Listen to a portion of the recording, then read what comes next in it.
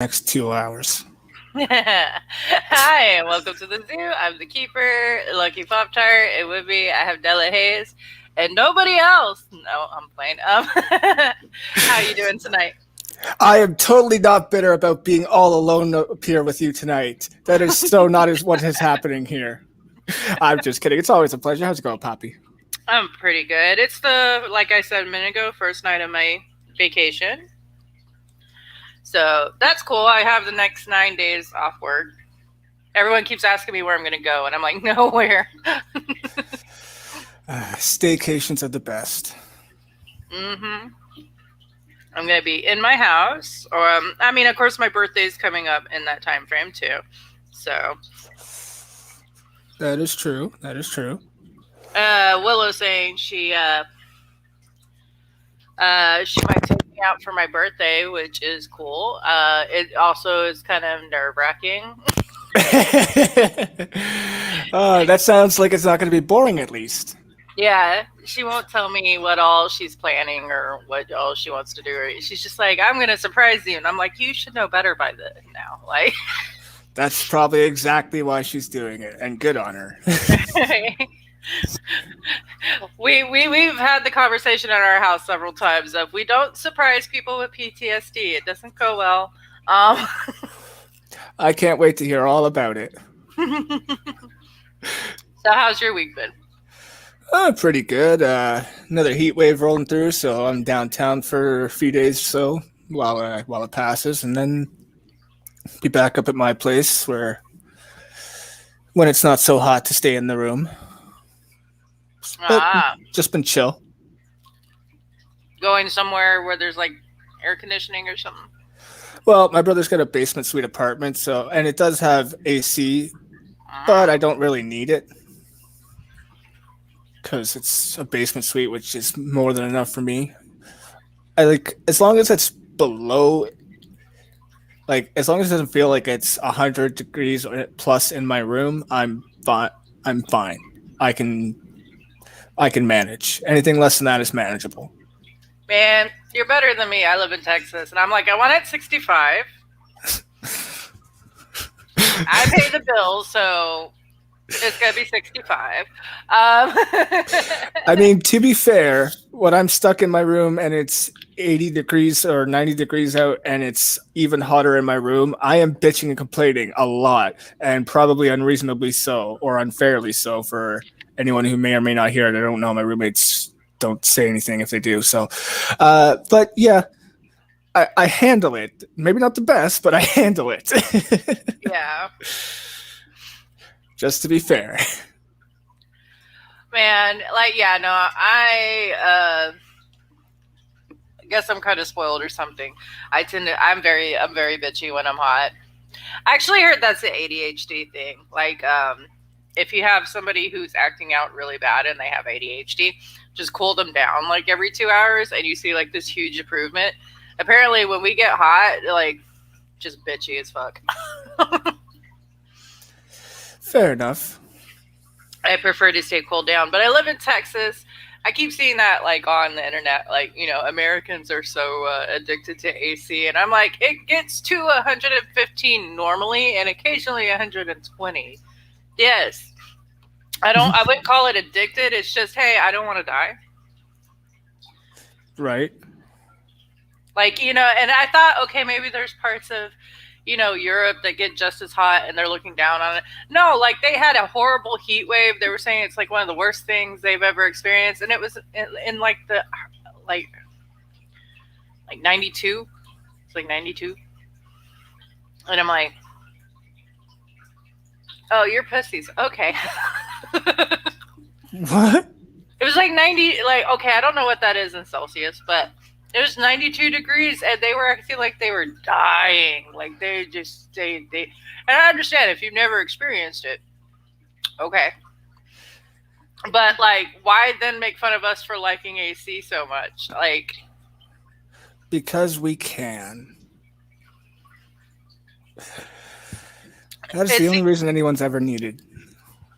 It seems like the whole planet likes to make fun of the rest of the planet for not being used to weather that they already have, or because of the way they handle the weather they do have. But now this year, it's all switching up, and everybody's getting different shit, and it's just like, see, it's not as easy as you thought, is it? No, shut up. Because like Brazil's snowing right now, and they are not exactly sure. Apparently, the last time it snowed at all in Brazil was in 1954. Fair enough. So they're fairly confused on what to do. Oh. Hello. Howdy. Hey, how you doing? I'm doing okay. I I joined and I had my audio going through my stereo speakers, and it's like, oh, this is going to get bad really quickly. Because I like to play my stereo speakers kind of on the loud side. Oh yeah. The feedback would be not fun for anybody. I tend Big to like. microphone. Yeah, I almost always have my headphones in because the laptop that I have, the speakers that it came with, don't play things loud enough. Mm-hmm. So, like, I always have the headphones in. Yeah, I'm running a monster cable. Basically, it just plugs into a little thing on the USB doohickey that's got all of my stuff attached to it that goes to my laptop. And it's running across the room to a 120 watt amplifier to a couple speakers. So I can make a lot of noise. I believe you. I'm just lucky I don't share any walls with anybody, because I would probably be a really shitty neighbor with this setup. Are you a musical person? Which one of us? I don't care. Depends on what you mean by musical. Like, do I do music or do I enjoy music? Is music a part of your life in some major way? Yes. Excellent. Yeah. I used to sing when I was a kid, kind of seriously. And then I had to go off and become a giant nerd, so I didn't have time to do that anymore. But I still spend a lot of time listening to music. So to me, having a decent audio setup is important. But I have some friends that are completely nuts. Yeah. I've got one friend who lives in a small townhouse. He's a corporate lawyer, and he has, I kid you not, 4 amplifiers. He's only using 2 of them right now. But he's got all this extra audio stuff. He's spent more money on audio than most people do on cars. It's an insane hobby, but, you know, whatever. The guy works like 70 hours a week typically.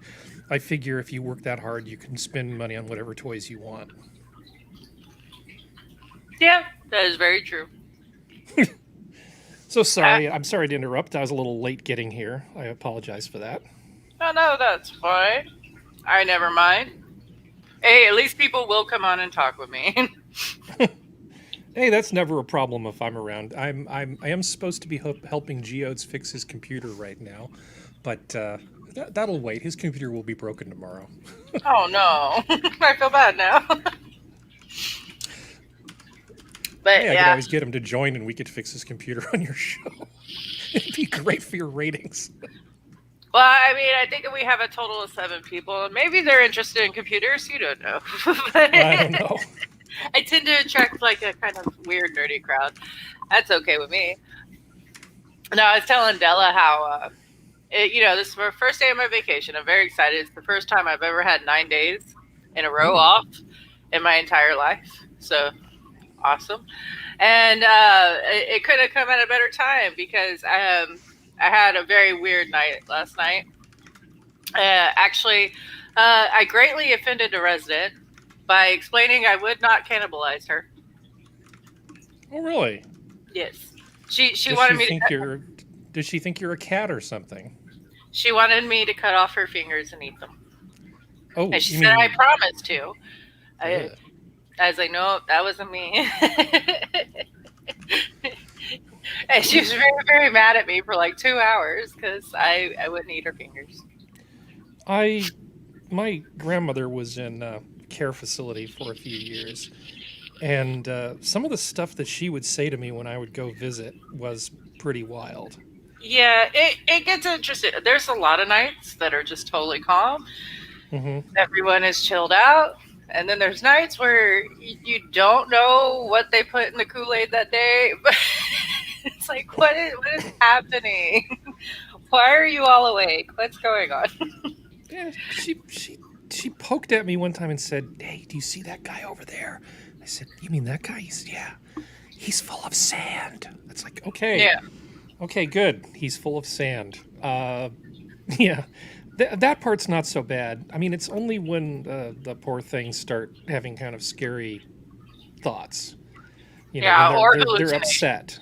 Yeah, that's not good. No. But they generously medicate people, when they're allowed to. Yeah, I was gonna say we're not exactly allowed to. We are in Texas. There are no restraints, including chemical restraints.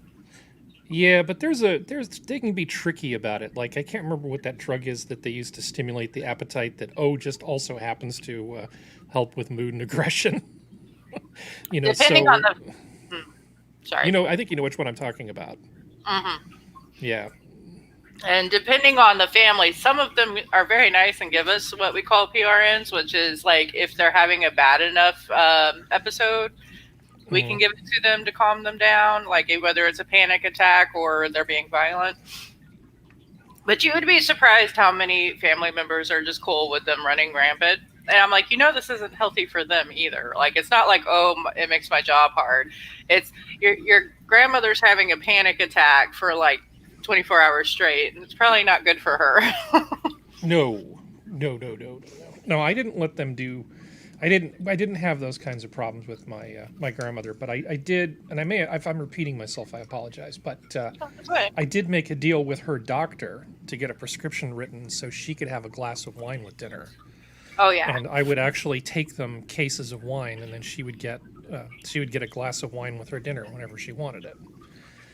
Just little stuff like that. Doesn't cost a lot of money. I did have to give them a corkscrew because, needless to say, they did not have a corkscrew at the facility. Well, usually if it's a memory care, yeah, we. So, if you have memory care patients, we try to keep all sharp objects not in the area at all.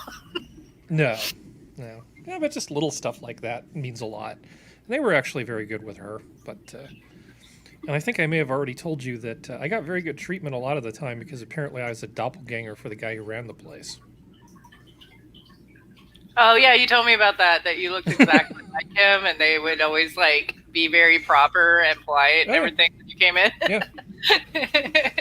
I found that funny. I was like, you know what's bad? I've done this for so long. I don't even care when management comes in. The owner of the building could fly down and come in, and I'd be like, I'm still doing what I'm doing. Mm-hmm. Is everyone alive? No one's on the floor. Everyone's dry. Okay, you can shut up. Just focusing on the task at hand. Yeah, I take care of the residents. You take care of the money. That's all you need to know. Bye. We had a reasonably fun show last night. I mean, at least I enjoyed it. I think the people who were on enjoyed it. I find that with practice, hosting is getting easier. It's just sort of, I have like this routine, wake up in the morning on Saturday, put together the outline for the show, try to send it out about 8 hours ahead of time, and so everybody's got their big old reading list, and it's kind of turning into a well-oiled machine. I'm sure something will go wrong to screw it all up. But yeah, I mean, so far I've been actually pretty lucky. How long have you been hosting for? Me or Della? You. Della has shut the hell up. Della's being quiet. I know. How rude. You guys have been here since the beginning, right? Well, I didn't host right off. I started hosting several months in because we had like a certain amount of hosts, but then it got hard for people to host, and then there was like an entire month where it was just Sanguine and Eeyore hosting all the time.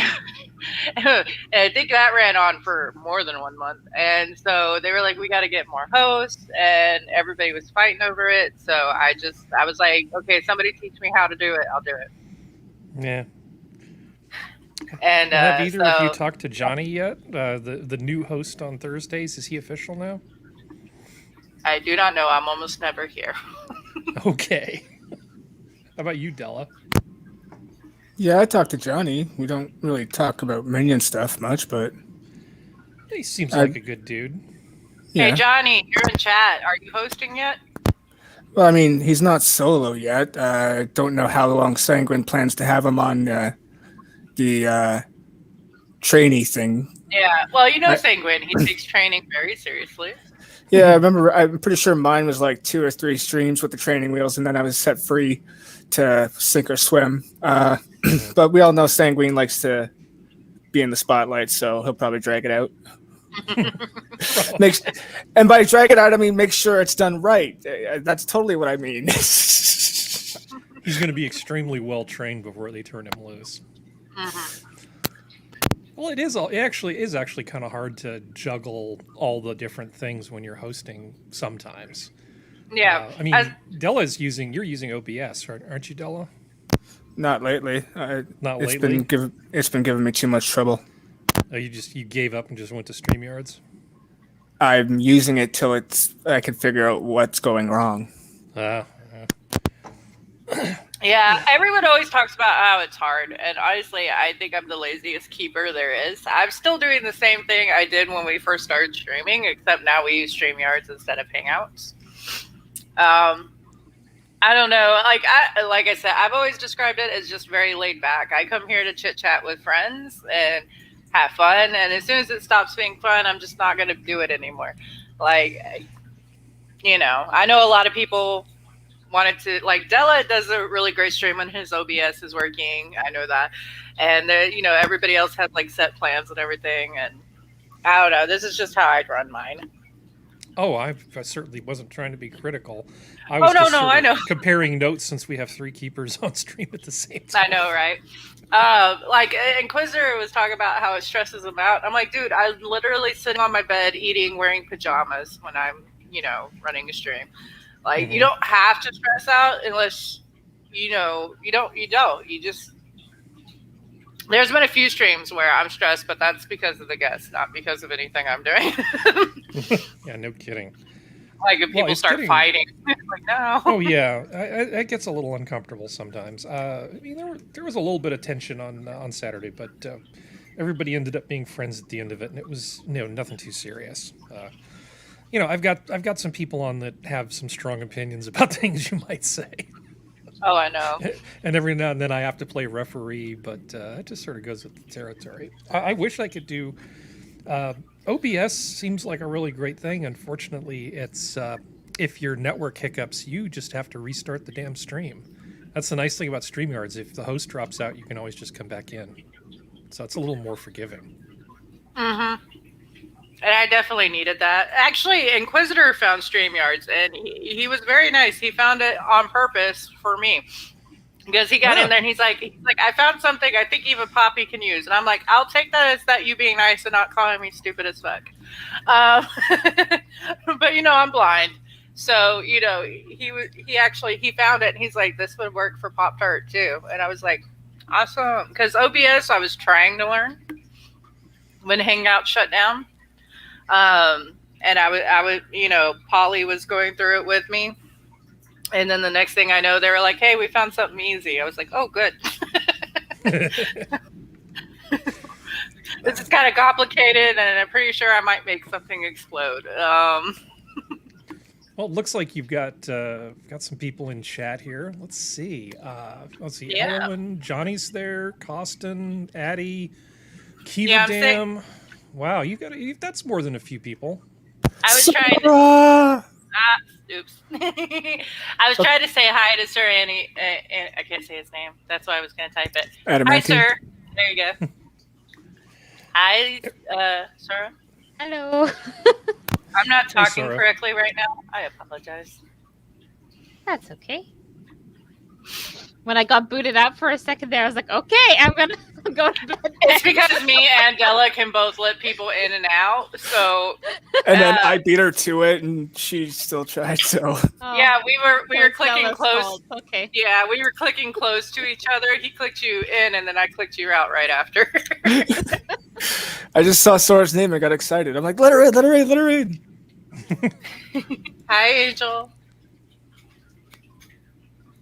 She's just waving. She had her shot today, so she's... Oh, how's she feeling?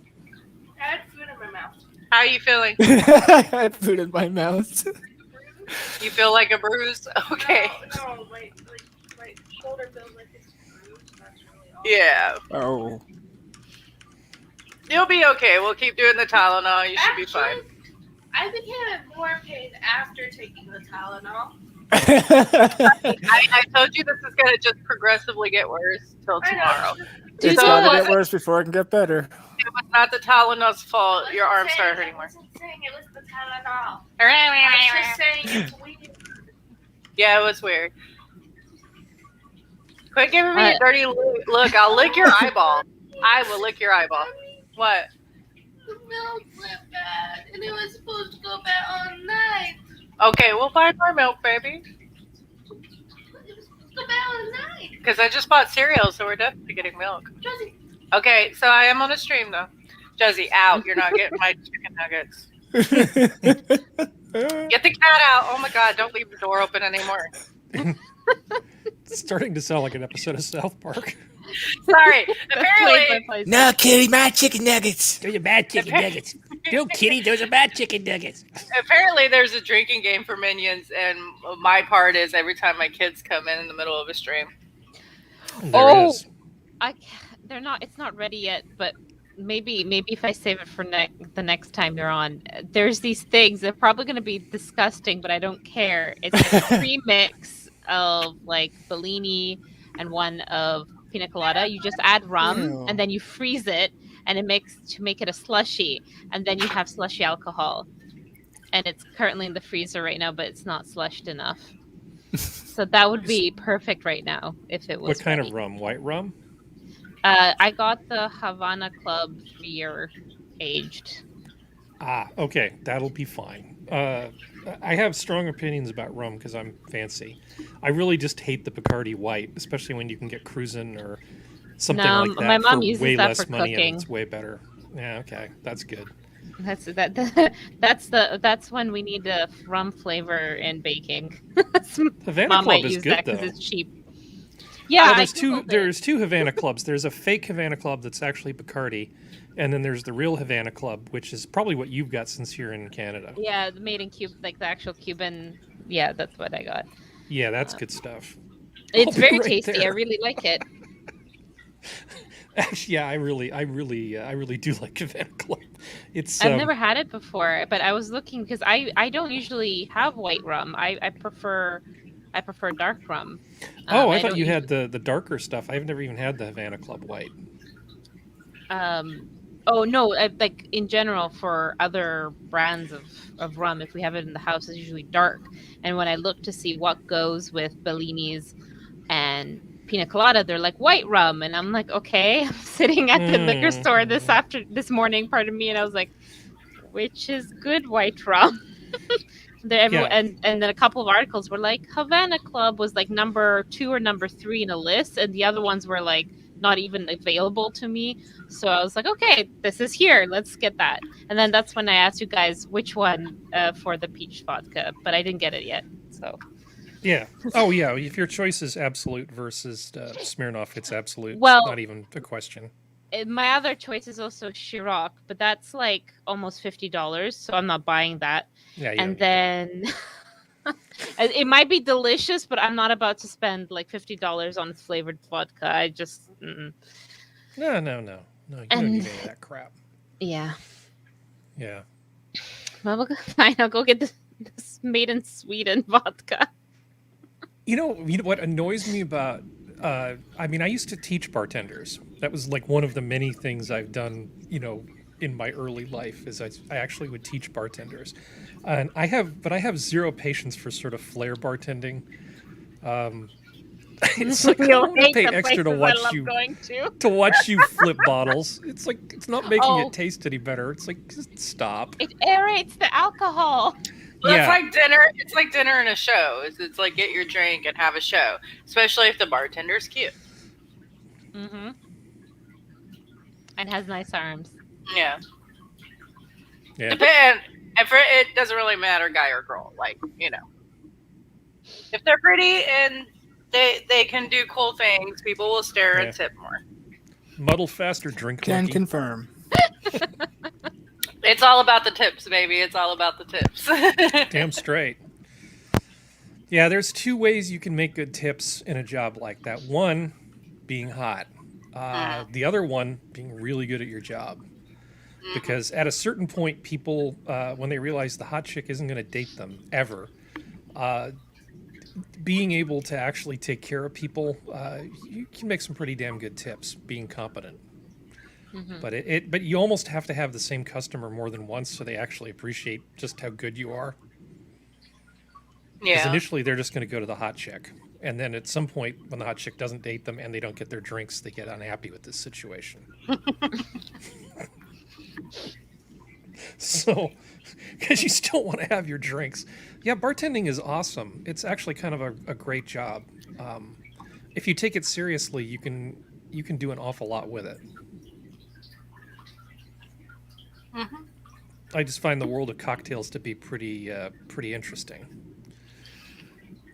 I grew up in bars and stuff, so I don't know. They don't interest me that much, so much as like, you know, they're just a thing that's around.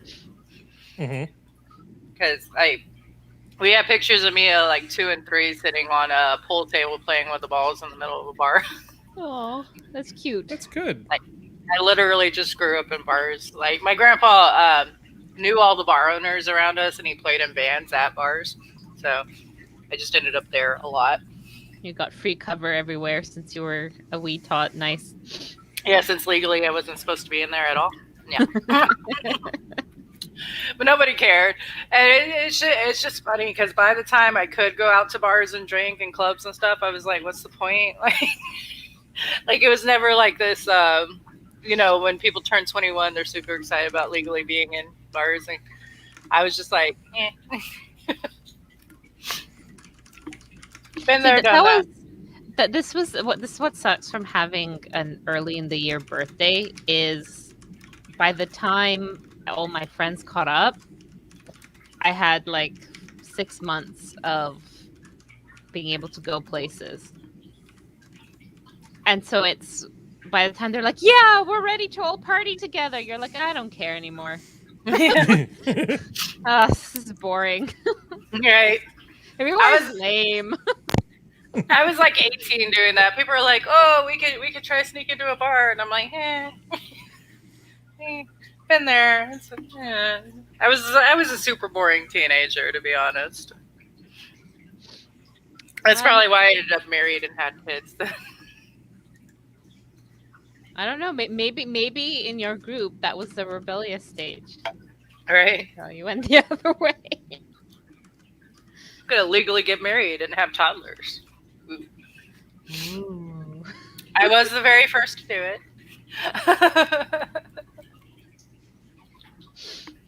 I wonder. I don't wonder really, but because of this conversation, if any of my high school people have kids yet. You don't cyberstalk all your friends from school? I mean, the ones who are my friends I've been in contact with, and they don't have kids. Okay. The ones that I went to school with, and last time I saw them was like getting our diplomas in high school. Yeah, I don't care. Yeah. Your high school might have a Facebook. Oh God, I'm like, yeah, okay. I'll never find out then. I'm not on that anymore. I remember like a few years ago, I found the one for my high school, and it had like people that were in your same year, and you could go check on everybody who it was on Facebook too. And I'm just like, yeah, a lot of them are bald now. Yeah, I never went to any of my high school reunions. I haven't been to any of them. I guess that makes me just not really much in terms of school spirit. They tried to do pep rallies with us, or like a type of pep rally, and nobody got pepped up. Like no one in my grade, and in a couple of other grades gave a shit. I mean, like, you know, your friends are in teams, so you want to support your friends, so people go. But like cheering, everyone was just very quiet. They're trying so hard. We got a mascot. They actually got a fursuit for the mascot.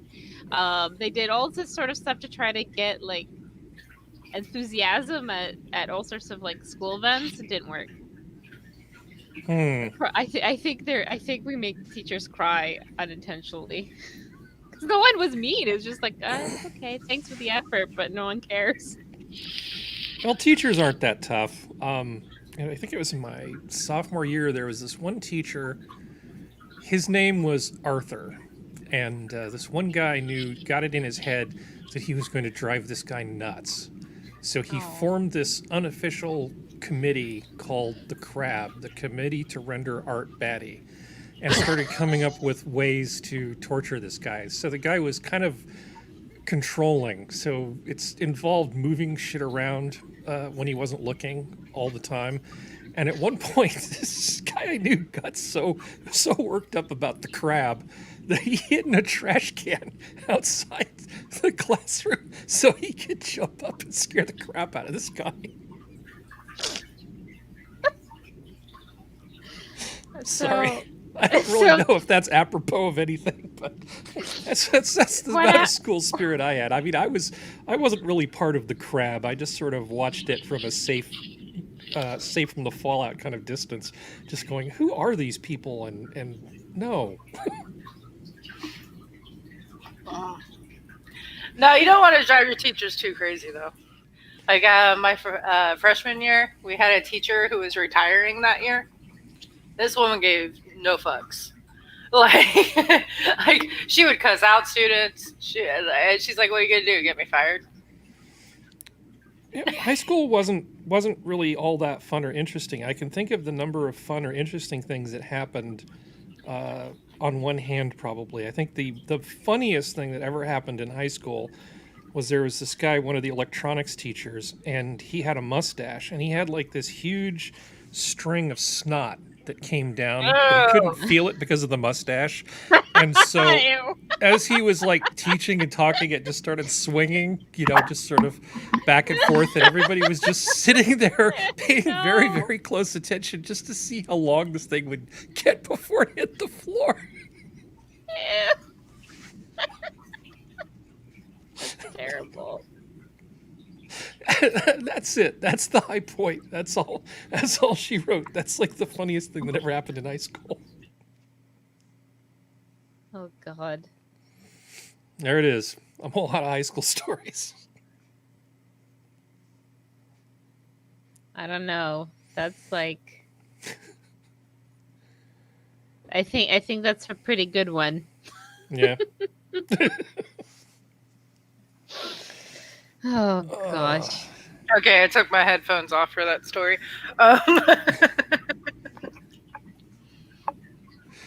Was that too gross for you?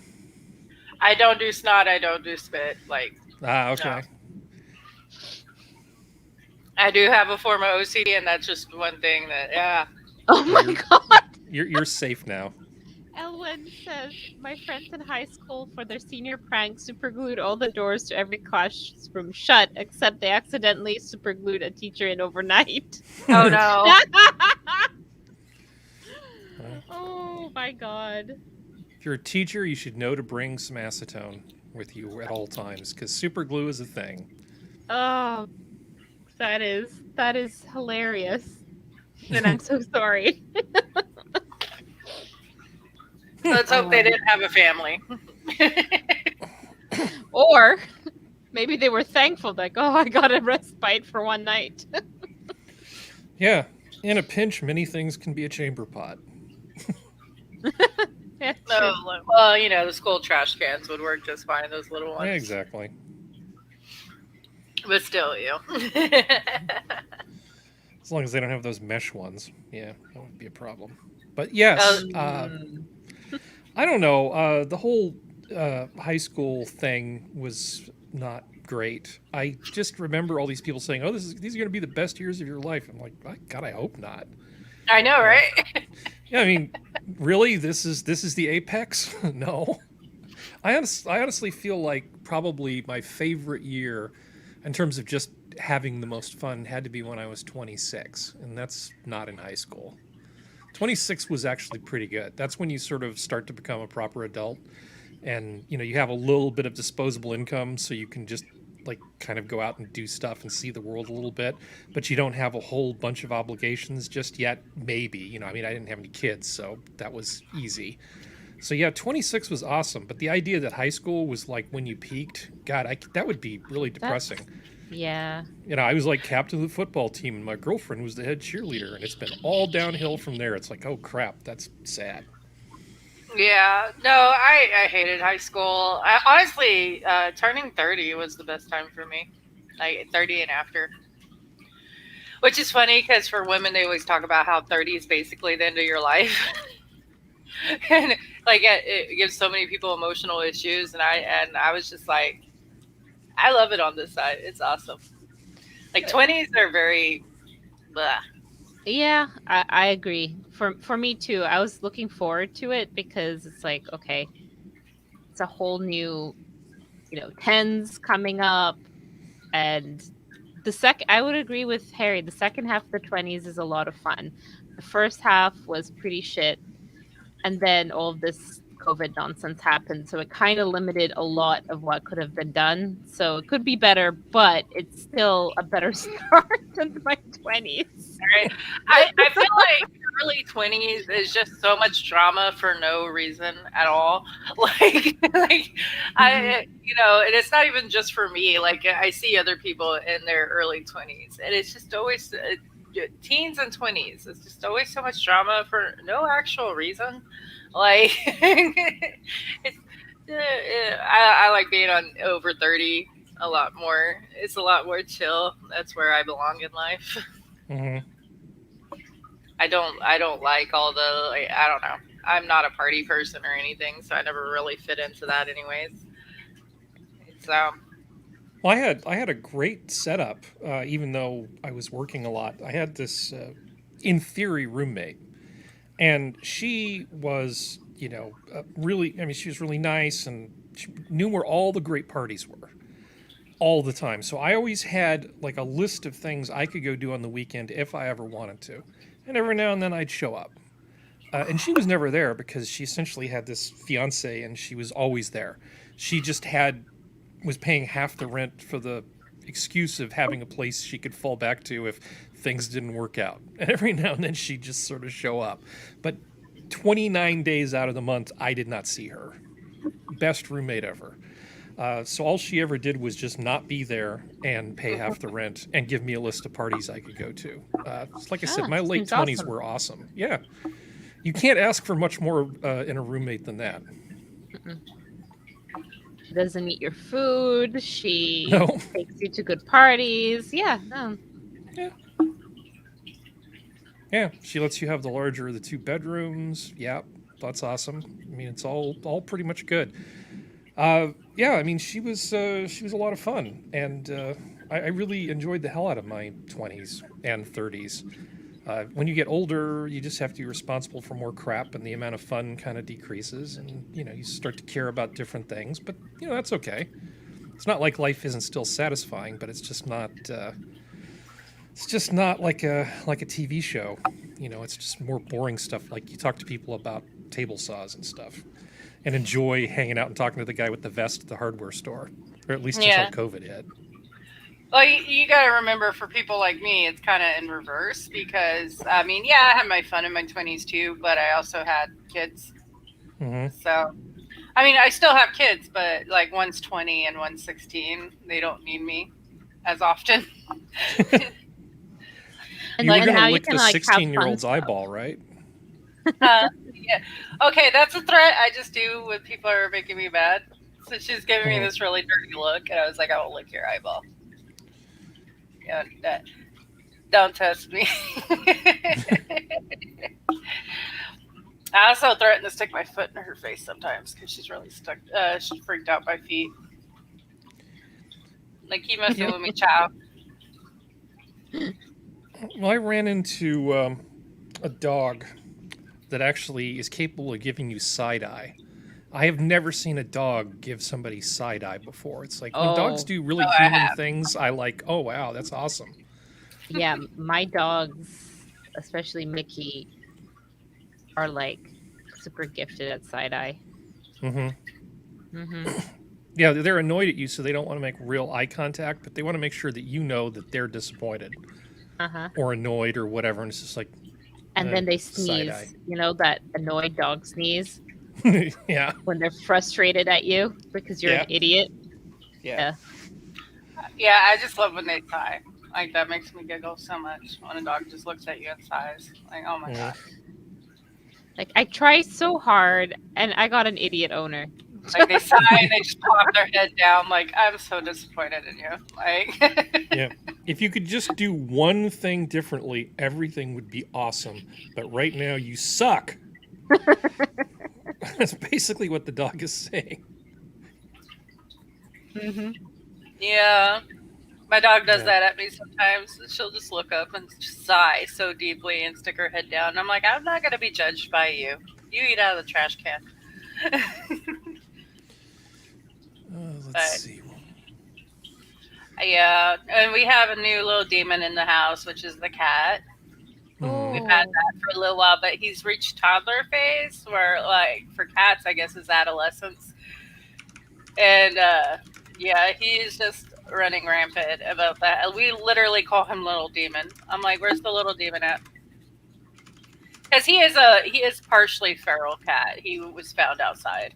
So I told Willow, you got really lucky with the first one being a dumpster kitty, and he was so well behaved. It doesn't appear you're lucky this time.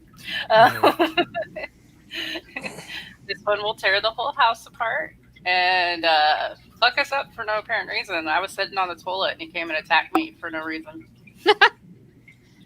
And then, like, just to make sure you're aware that he's still. Yeah, he could do it. Fair, yeah. And yeah, so I like the cat a lot of times. He's very cuddly and sweet. Just occasionally gets a hair up his ass and starts just randomly freaking out around the house. Have you ever seen those compilations of cats acting like crackheads? Yes. Yeah. Yeah, he's one of those. He'll be super A cat calmed out. A cat stole your stereo for money? What? How does a cat act like a crackhead? He'll climb the wall, look through the door jamb, and just, like, his head's jerking all around. Then he jumps down and runs away, and then falls over. Huh. Like, he literally will just do the weirdest shit out of nowhere, and then be really calm the next minute, and then just do really weird shit again.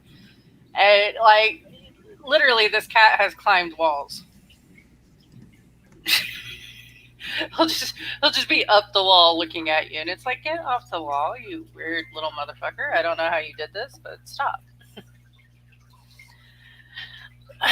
I mean, that shouldn't surprise me in my household since, you know, one of my daughters used to do the same thing, but...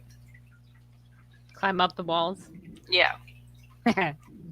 Angel would be stuck in a corner of a room, and she's like, I can't get down. She's like 3, and I'm like, how the hell did you get up? She's like, I don't know. Like, grab a mattress, throw it under her, and tell her to jump. It'll be fun. I might hurt myself. Nah. Like, you should have thought of that before you got up there.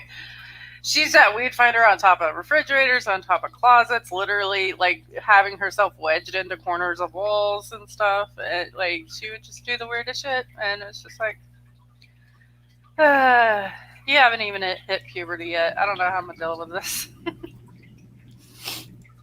But I know my friends used to say that my kid, like, Angel used to make them want to snort birth control. Isn't that great when your friends use your kids as cautionary tales? So you can scare them straight. It's like you know, the kid that's been to prison. You know, bring him into the school, tell the other kids about what's going to happen to him in prison. Same thing with the kids. This is your life if you have kids. Ah. Yeah, they're like, we could handle if we had Willow. Because Willow was a very chill kid, like, when she was younger. Angel, on the other hand, is the one that covered her whole bedroom in chocolate sauce. Oh my god. Including the computer. Oh my god. And somehow she got some on the ceiling, and we don't know how. Like, it was a handprint. And you didn't send her to military. You didn't send her to military school?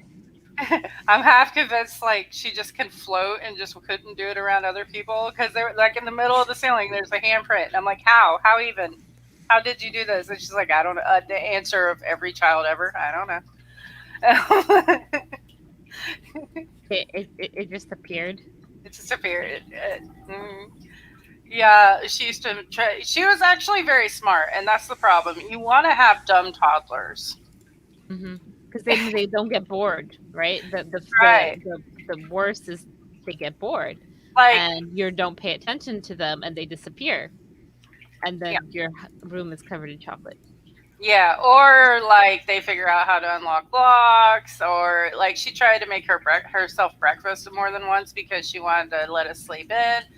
And that came out with a lot of creations. Also, one time she was so cute, and I'm glad she didn't figure this part out because she woke me up. She asked if I could heat her oatmeal up, and I went, "Oh, you want me to make oatmeal?" And I got up, I went in the kitchen, and there was a circle on the floor of oatmeal, like oats, with a perfect empty circle in the middle. And I looked up on the stove, and it's water and everything I would normally put in oatmeal in the pot. But she's like, "I put it up there, and it no heat." And I'm like, I'm glad you haven't figured out how the stove works yet. She literally made oatmeal. She just couldn't get it to heat up, and she was very mad at the stove and kicking it because it wasn't heating. I was like, okay. So I just I turned guess it on, small mercies. right? Because, like, yeah, luckily I've never woken up to anything on fire, so that's good. But I'm very glad that they're teenagers now. Yeah. Well, because they're fun now. You can do things. That's what, like, I'm an only child. My mom only ever had one kid. So her thing was that she liked me when I was very little, like 2 to 6-ish, because, that's you're cute and whatever, and you listen. And then I was at school after that. It was like, yeah, it's your kid, so you're kind of obligated. But it's like once they reach older teenage to young adult stages, that's when you can do things and you're okay with them being by themselves, so you can actually have fun with your kids and you might even like them. And I was like, oh, great, thanks.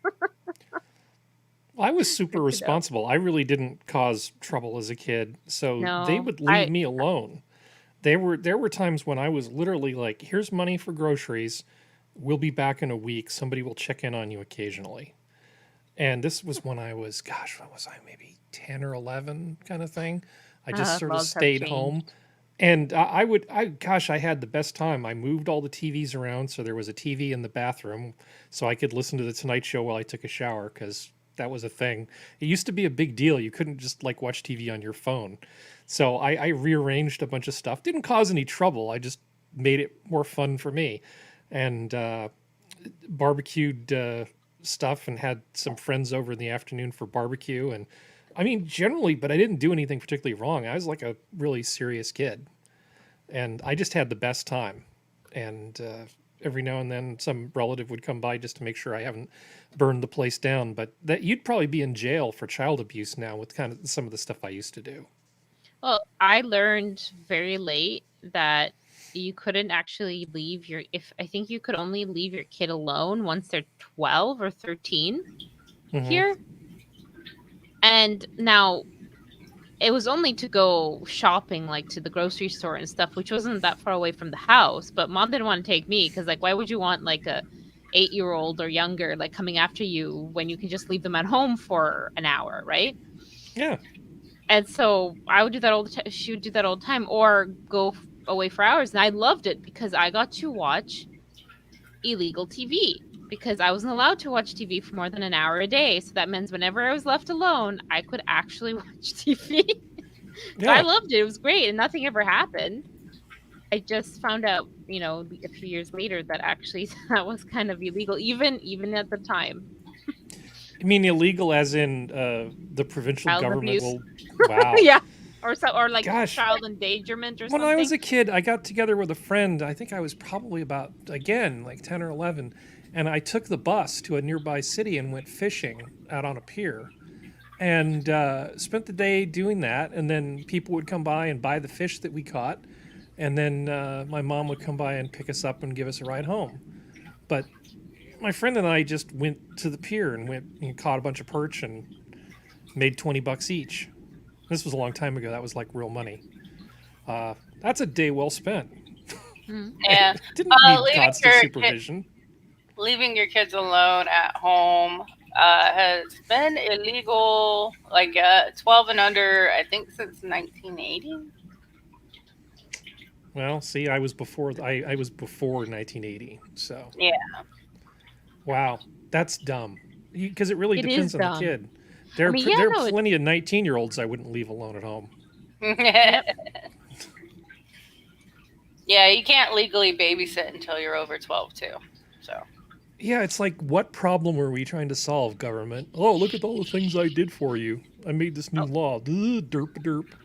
Well, that babysitting thing I always think is stupid because I think of my friend who basically raised her baby brother. Now, there were 4 siblings, and she was, I guess, the middle or the youngest of the original 3. And then the oopsie. They always called the youngest a mistake because the mom miscalculated how many years between having another kid and he's off by 1. So they're like, you were obviously a mistake because the math doesn't add up. But because they were the closest in age, she was the one who had to take care of him the most. And from like 6 years old, she had to like cart around with this toddler of a brother everywhere. And she's only a year older than me, so it would still be illegal for her to have done that. yeah.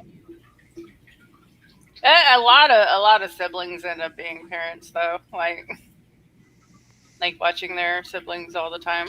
Mm-hmm. That happens a lot. I think you just can't like babysit other people's kids. So are you saying that if the kid's under 12, there has to be somebody over 12 there to keep an eye on them? Is that how this works? Yeah. Okay. Well, that's not as terrible as it could be. You have to have someone who's at least 12 or older in the household for it to not be illegal. Like if you have a 6-year-old watching a 1-year-old, yeah, that they do not like that. Well, just take them with you to the store, but leave them locked in the car. That'll be fine. Didn't people used to leave like babies and strollers outside their own home?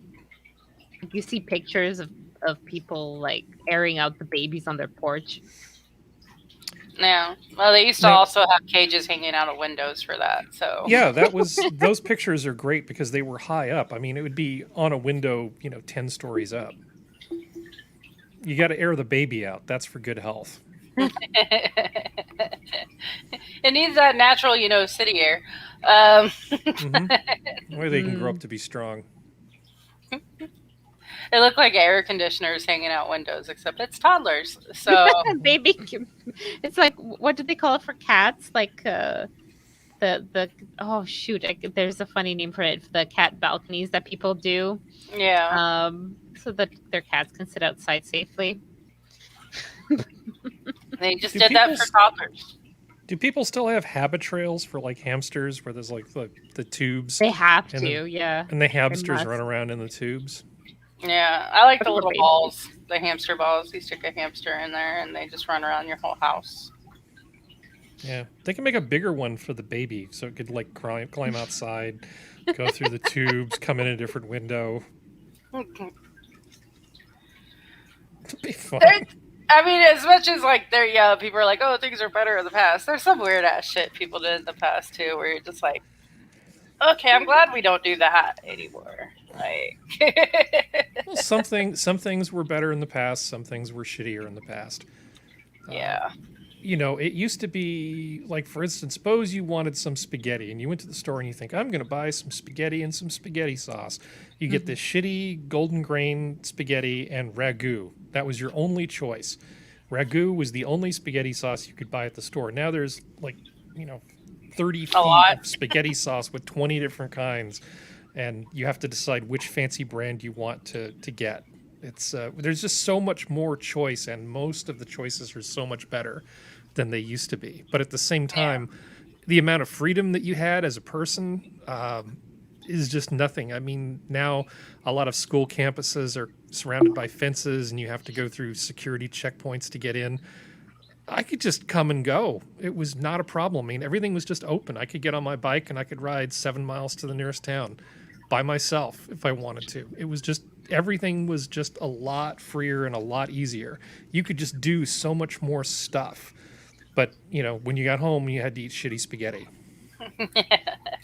So, I mean, you kind of have to take the bad with the good. I mean, a lot of things just really weren't that great back then. And, you know, go back before that, leave the house. It's like, oh, I'm going to die of polio. Yay. You know, there were a lot of things that, you know, COVID is nothing compared to like polio. You want to talk about people being scared shitless all the time? Polio. Oh, yeah. Yeah, I take care of people who live through that. And, yeah, no, they don't think back of it fondly. That's for sure. Yeah. I have a few of them that still are like in like braces and stuff from it. Yeah, and they're like, that was messed up shit. I'm like, I imagine. Like, yeah. One of them was telling me about how her little brother was in an iron lung. Oh, wow. Yeah. He never did quite, like, he made it out of it, but he didn't live very long after that. And, like, yeah, she's like, be thankful you're in the generation you are. And I'm like, I am. Trust me. Because, I mean, just because, yeah, no, there's a lot of stuff in the past. Like, everybody romanticizes the past, too, which is funny to me. Because they're like, you know, when people didn't sleep around, I'm like, everybody slept around. Like, oh yeah, people still slept around. Yeah, that was the thing. Yeah, you had people cheating. You had girls getting knocked up when they were teenagers. Like, all that stuff still happened. It was just they took more of an effort to hide stuff back then. Like, you know, Becky went to live on a farm for the summer, or they moved in with an aunt who needed help for 9 months. Like that, like all the stuff that happens now still happened back then, just with a slight difference. You know, but you always hear about that, like, you know, oh, I wish I could live. It's always the 50s for some reason. It's because of the aesthetic and some of the music, right? They think like, oh, that's all you need. And like, well, I'm half convinced it's just stuff they saw on TV. Like Leave It to Beaver and that kind of stuff, you know, like we saw like the 1960s and 1950s, 1940s. Like for us, we're mostly seeing it TV wise, you know, and there's like a nostalgic lens of like, you know, this perfect family on TV. And that's not how it really played out at all. I don't think that stuff happened as often, though. I mean, it's silly to think that those things didn't happen, but you didn't have the equivalent of people going on Tinder and hooking up with a different person each night.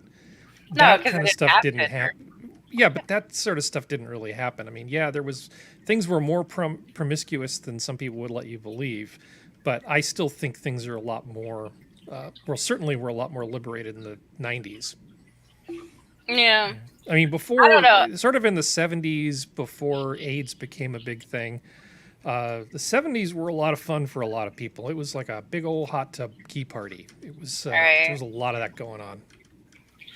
I mean, I don't know. If there was Tinder back in the day, I think you would still have people, you know, that would hook up constantly if they had the internet and everything back then. Oh, they'd hook up, just not constantly. You had to be you had to be a little more careful about some of that stuff. Like, I know my grandfather told me that when he was in the Navy and he'd pull into some sort of a port and he would want to find a nice girl, he would actually go to church and he'd end up dating the Sunday school teacher. He was quite the operator. You had the opposite kind of grandfather. My biological grandfather was in the Navy. Yeah. At last count, he had 39 kids. Woo-hoo. Holy shit. From all around. Any port in a storm. That is... right. Holy crap. Wow. We met him when I was 12. Because my grandma got pregnant by him, but then went, oh, he's a horrible person to raise a family with. So she married someone else, and just, you know, he found out when she was like 8 months pregnant. He showed up to take her out again, and she's like, no, I'm pregnant and I'm getting married. And he's like, is that mine? And she's like, bye. And so when my mom called, he's like, oh, I was wondering if you'd ever get a hold of me. Hey, how you doing? So they did a family reunion, and I swear to God, there was like 39 kids and over 60 grandkids. And some of the people, well, okay, not all 39 showed up because some of them were in jail.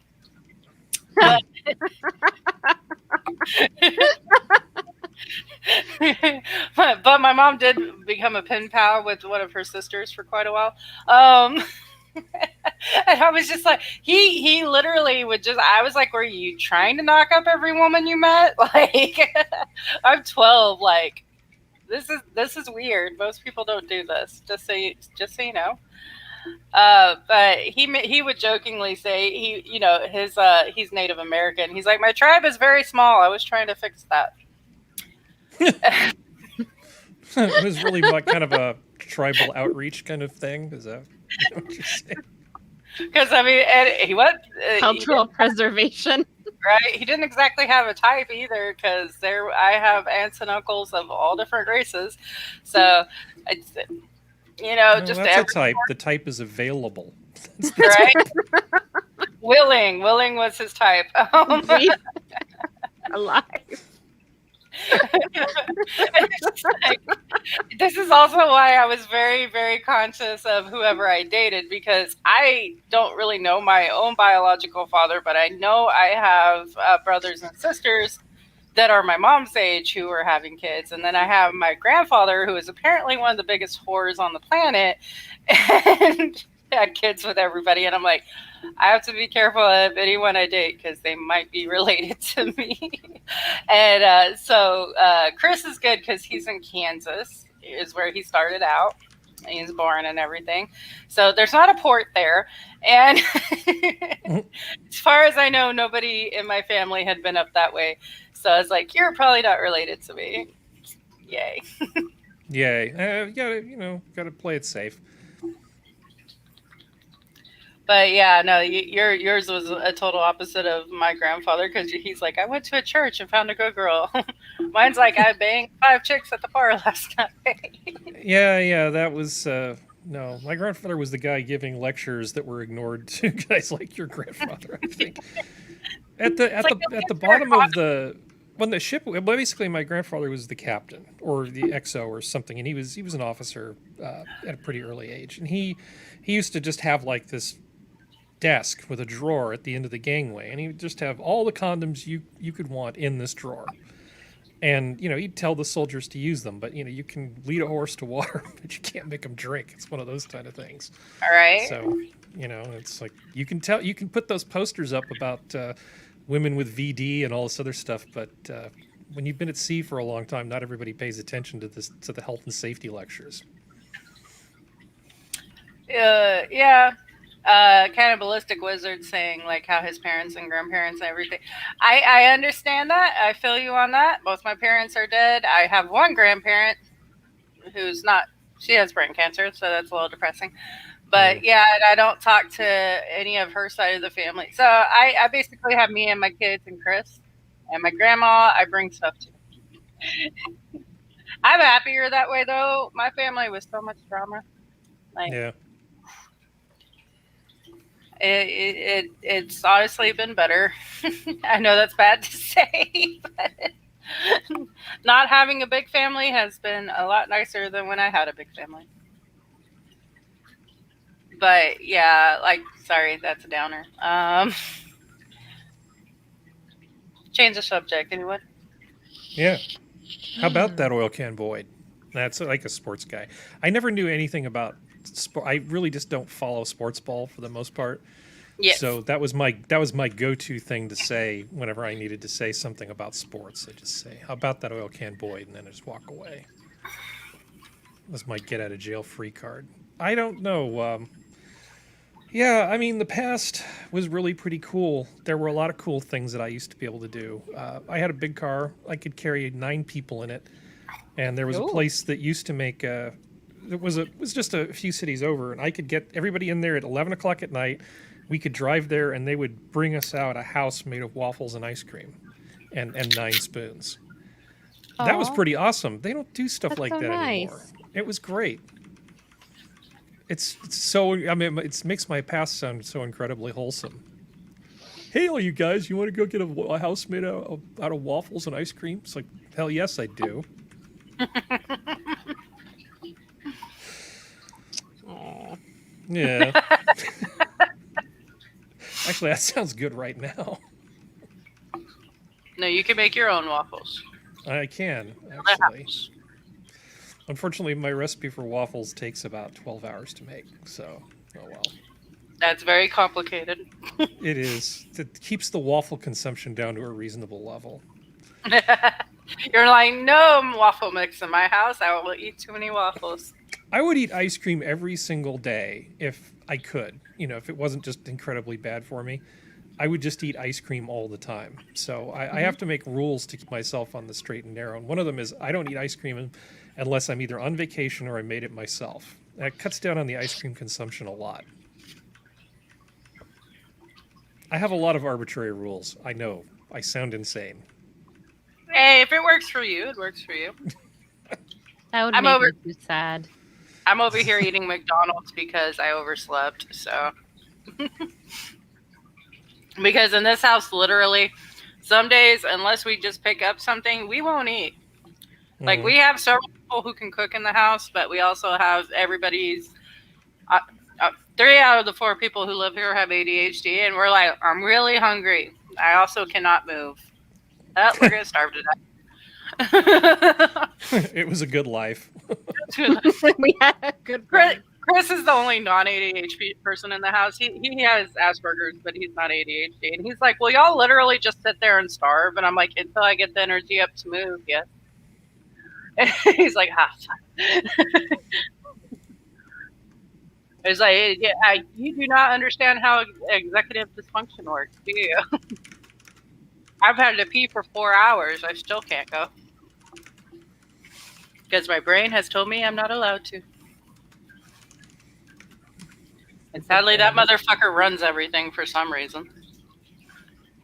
Yeah. I might want to change that. You know. I'm not sure how to. The spinal cord, it's your job now. But You've trained for this for many years. Go.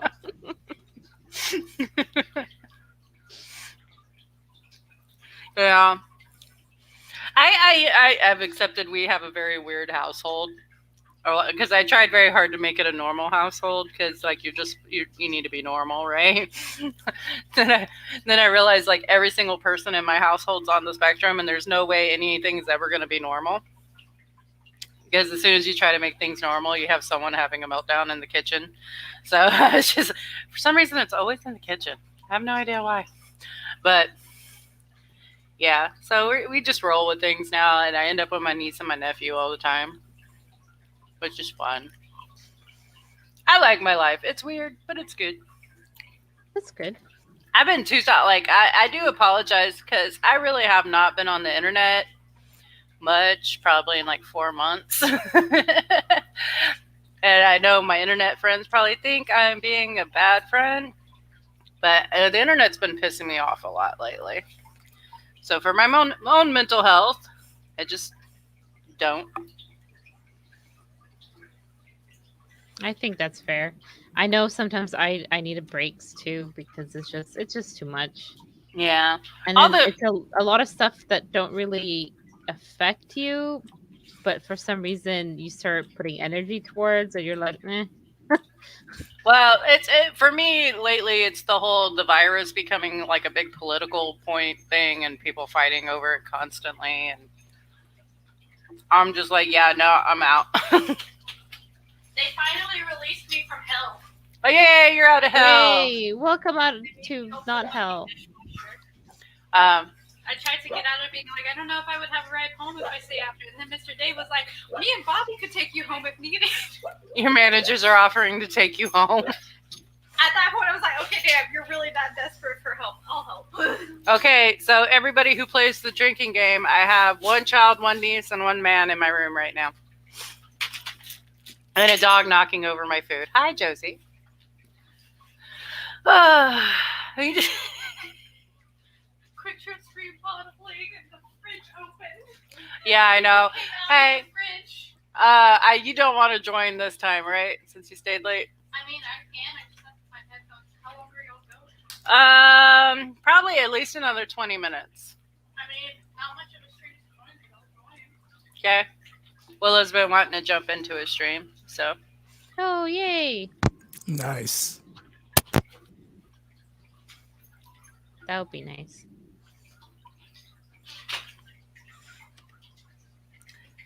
I always see the message retracted, and then I look and see it's check, and I'm like, oh. Oh, check. Hi, check. Check just did that. He just does that.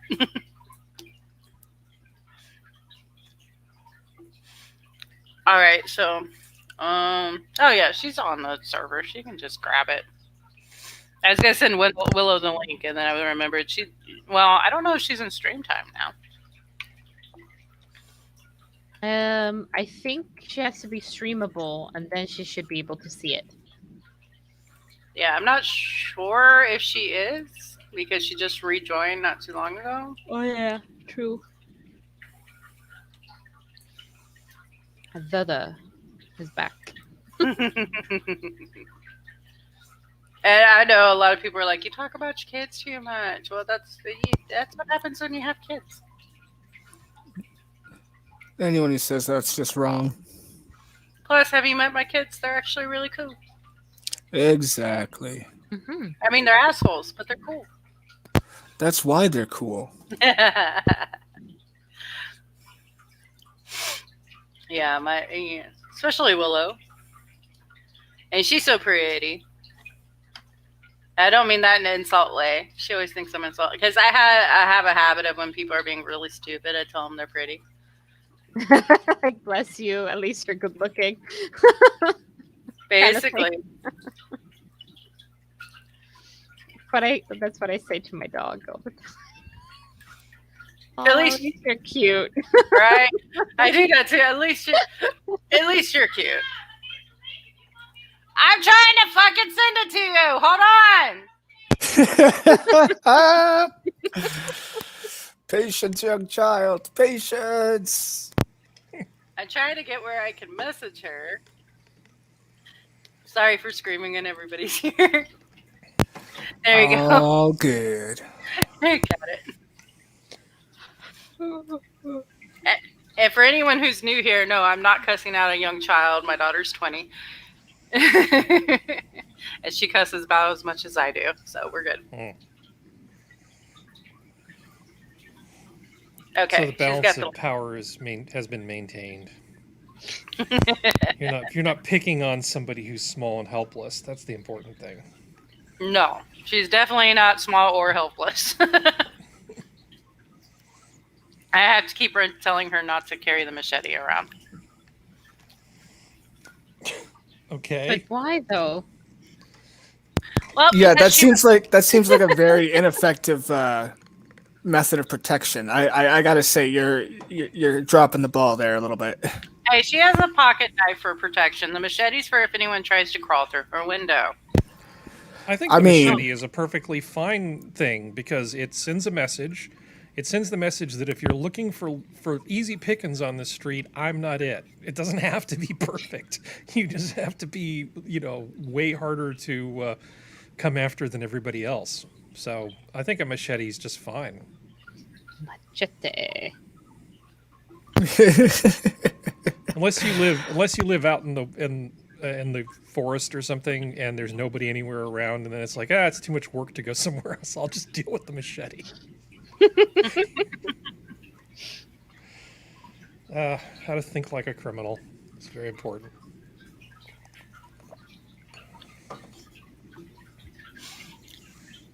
There were, when I was a teenager, there were some guys that were sniffing around at my sister outside talking to her, so I picked up a ceremonial sword that just happened to be nearby and stood in the window holding it, and they all left. My sister was so angry at me. Why do you do things like that to embarrass me? Because it's my job, that's why. Oh my god, that's horrible. Dude, Willow and Angel noticed there was a guy that, and when we lived in the back of the apartments, would come and stare in their bedroom window. Oh, geez. Mm. And they realized this. So about the fourth time he did it, they acted like they didn't see him, but they grabbed the machete and started tearing a box open with it. And then Willow chased Angel around with the machete, and we never saw that guy again.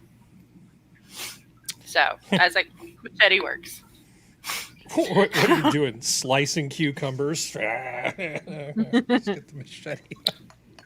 Literally, in the beginning of our street, like probably not the beginning, but like at least a year ago, 2 years ago, somebody's like, why did you? Because I was like, hold on, I have to make sure that Willow's not killing Angel with the machete. And I got up and I looked, and I'm like, okay, they're just playing, it's fine. And they're like, why does your kid have a machete? And I yelled out, Willow, come here. Why do you have a machete? And she went, so if someone sticks their head in, I chop it off. I'm like, yes. Good child. Good child. If anyone crawls through your window, you chop off their head. Because they're not supposed to do that. And someone's like, isn't that illegal? And I'm like, not in Texas. Not as soon as their head is over the property line. It's fair game. We have the reasonable doubt that if you're entering our property without permission, you're here to kill us, so we can kill you back. So did you get affected by all the power shenanigans when the freeze hit Texas? Were you part of that? Yes. That sounded like fun. Not at all. And people didn't understand why it was such a big deal. They're like, oh, it gets below like -30 here. And I'm like, well, yay for you. This is our first time under 0. Oh. I heard a bloop. Not for me. Not No, for that me. means someone's here. Ah. There you go. Hi, Willow. Hey, Willow. Hello. Oh, Well, Willow's here to defend herself. do you have like something? Oh, we can hear us. Let me. Headphones. Yeah, I thought you were gonna find headphones. You know what? I was hoping it didn't echo because Discord won't echo. Oh, this definitely does.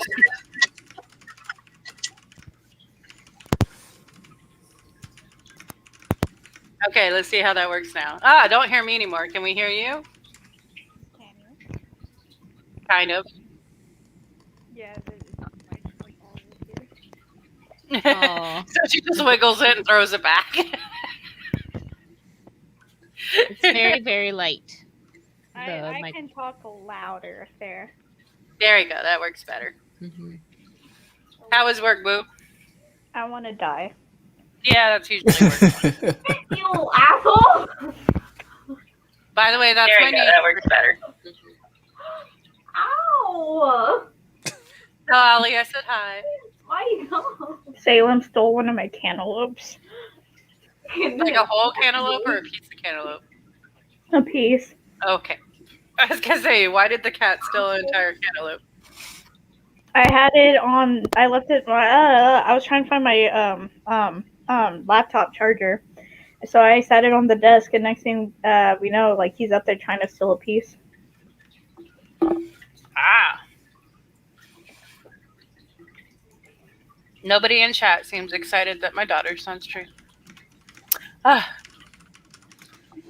My room. Excited. That's still. Yeah, excuse the mess in her room. She is remodeling the whole room. So your bed already came in, right? Is that what's in the hallway? That's what's in the hallway. There's a big box in the hallway. Oh, I did a fun thing yesterday while waiting for my car to be released from service. Is I went to the Home Depot and looked at paint chip swatches for my bathroom, and we'll probably go and get a couple of like sample tins of paint Yeah. to do my bathroom. So that's going to be my end of summer project. You're inviting me. Cool. Very exciting. Yeah, she got a new desk, a new bed, a new cat stand, and Dresser. a dresser, and hammocks to stick all her stuffed animals in. Oh, that's cute. Yeah, it's over that way. There you go. You got it. You're like, it's in here. You look like you're trying to do disco dancing. She's like, no.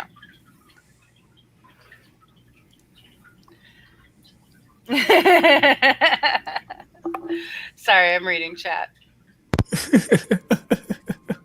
So much excitement, I can't contain it. Oh Because I my think you know- god! There's so much excitement in my veins right now. I've got to share it with you guys. I'm so excited. Don't ask me why though. I haven't come up with a reason yet. Yeah, I said chat wasn't very excited to see you, and I said it disappointingly. So, Sora threatened with knives to get excited, so Bella did. I'm carrying the chat in excitement right now, and my back is killing me. Oh my god! Look, Geo's is there to lend a hand. So much excitement! Woo! Somebody stab me. Hey, I like when my family will decide to stream with me. Like the one time Chris did was super fun, except I had to bribe him. So as soon as the stream ended, we went to the next morning, we went to GameStop. I bought him video games for getting on stream with me. So I don't have the money to always get him to stream with me. But she'll do it for free at least. That's Yay. pretty like, oh, excuse me. That's a pretty good gig. It's like, okay, yeah, I'll stream with you every once in a while. Get me a game. Yeah, I have to bribe him on the stream because he's very antisocial. Like everybody loves Chris. I have not met a person who hates Chris. Even my ex-husband, who hates all of us, likes Chris. Like everybody likes Chris, but he's kind of the opposite. He's like, people exist. That's as far as he thinks about it. He's like, most of them are annoying.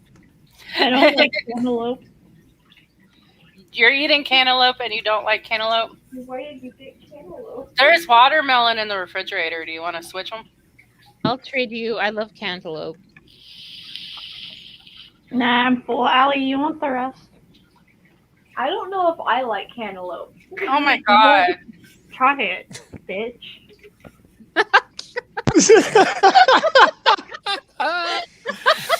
How can you not like cantaloupe, man? If she also doesn't like cantaloupe, yeah, I could bring it in here or put it in the refrigerator. I'm gonna come steal a chicken nugget from you. Alright, you can have the rest. Gross. Ah, my knee! Oh. That's my niece. There you go. Thank you. Yeah, you can take them all. Yeah. I only want two. Okay. Whoever wants chicken nuggets can take the fucking chicken nuggets. I'll be there in like 6 months. I don't think they'll be good anymore, Della. We'll buy It's you. the thought that counts. It's the thought that counts. Mhm. I got like Western family chicken nuggets today that are fully cooked but are like frozen. So by the time, because of the heat, I got home, they're beginning to thaw a little bit. And now again, they're fully cooked. So I'm like, I wonder if they taste like unheated. Do they taste good? So I found a new favorite snack: semi-frozen, fully cooked chicken nuggets. They are delicious. Willow. It's like a little meat popsicle. Yeah, I was gonna say hold the demon up. Did you drop him already? Who went flying? I was gonna say hold the demon up because I was just talking about him a little while ago. We saw him for a little bit. Oh, there's a kitty. That's oh my the demon. goodness. He's like, fuck you, I eat you. I'm gonna fight you. I'm gonna fight. Ah. I love when cats do that. It's so cute. Reminds me of the cat my brother's dad has when I went to visit him. Oh. He My can't. my hand was covered in scars by the time I left after that week. Oh yeah, we got quite a few. He can be super sweet. He really can. He can also act like this. I'm not used to this laptop camera. Why is it inverted? It's like, what are we doing? Why is this happening? Oh, look at your lovely tabby face. Oh, No. oh, look at it, so sweet. Oh, that was so sweet. I'm dying. Bite your nose.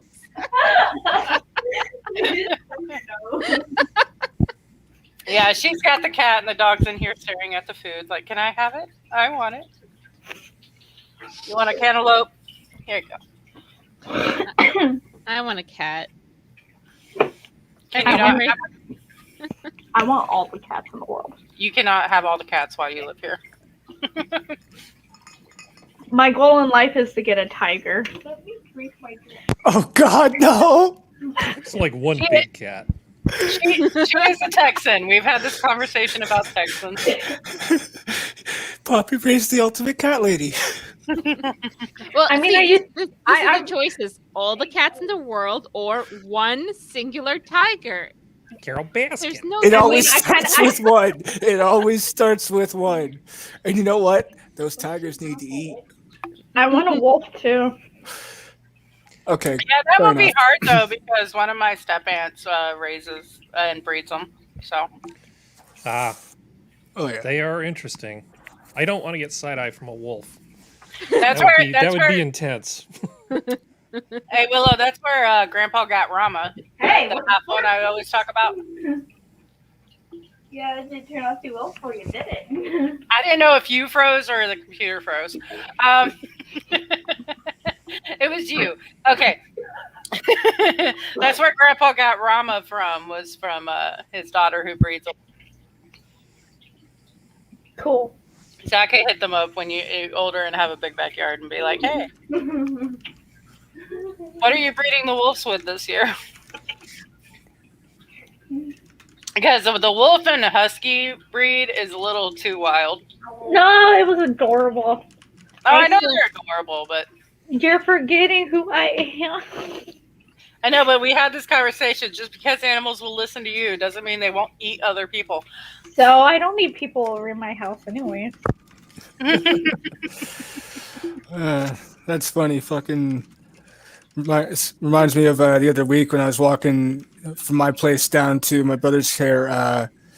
I got downtown and there was a bear. There was a black bear cub walking around the street. It went around the corner and into a parking lot of this small hotel. And I'm just walking by. I see it. I'm like, oh, okay, cool. The poor guy's lost and confused. I feel bad for it, but nothing I can do. So I'm just gonna keep going.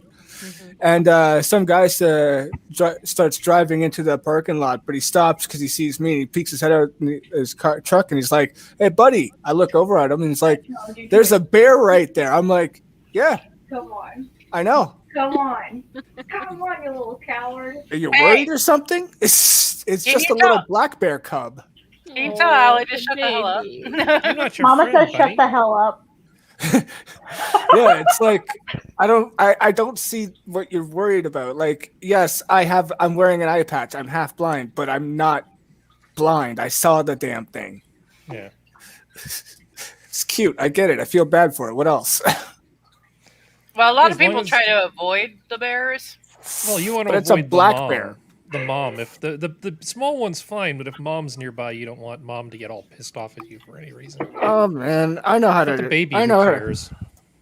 exactly, and even still, I know how to be chill around black bears. Like I've walked with a black bear mama and her 2 cubs before. It wasn't on purpose. It just sort of ended up happening. But it's an It all experience worked out. I'm glad to share. It was like, oh. Well, I mean, she doesn't seem to mind. I don't seem to mind. Let's keep going. How you guys doing? Lovely day, eh? Yeah, you're My- not their my natural cowork- food source. You know, as long as Yeah. as they don't think, as long as the mom doesn't think you're going to do something to the kid, you're fine. But Okay, acting like prey is the worst thing you can do. Just go "Ah," start running. It's like I have a huge pet peeve for people up north. They come down here, and then they act like you can walk around in the wild and be fine. Whoa. Just because I make it sound that easy doesn't mean it actually is. No, I'm saying what people do down here. So they try to run from like mountain lions. Dumbass. Yeah. And I'm like, no, you see that on the news? Like they'll have the pro cam, whatever, the things videotaping themselves, and they're like, they see a mountain lion, the mountain lion starts charging at them, and they run. And I'm like, oh God, don't do that. Why did you do that? You made yourself afraid. It's always someone who's not from Texas. And it's It's gonna like, scratch my back. Yeah, it's gonna be fun. Don't you have a lot of wild hogs and stuff there, though? I'd be more scared of those than the mountain lions. Freaking wild well, hogs luckily are those aren't bad. anywhere near the city. Okay. Yeah, no, but we do have hogs. Those are more in like Central and South Texas. Mhm. We very rarely see them up in North Texas, like the DFW area or the Panhandle and stuff. You don't really see them there that much. But yeah, no, we have whole teams that go out and try to kill hogs. Like that's all they get paid to do is go out and try to kill the hogs. They're not always successful because you can shoot a hog a lot and it's still alive. It's really weird. Like they've literally hit them right between their eyes, and somehow the fuckers are still alive. They're just more angry. Yeah, they're just gonna attack. And your now they Jeep. have a target. The one who shot it. Like hog. Also, like some of the emus got loose from the ranch, so now there's emus running around. I'm like, see, that's y'all's fault for bringing emus to Texas, anyways. Like, you can't be mad at that. It's like what are those called, Willow? The neutrinos? Neutrinos? Yeah, we have shit tons of those because they used to use them as fake beaver fur for coats and stuff. And then when that became not so popular to use actual fur, they just let them all go. Supposedly they taste okay. And now they're like everywhere in the water, and everyone's really mad because they're extremely invasive. And I'm like, well, don't just let things go that don't belong here. They look nasty. They look nasty with those nasty yellow teeth. They're not an attractive animal. What are they called again? Willow? It's like nutria or something.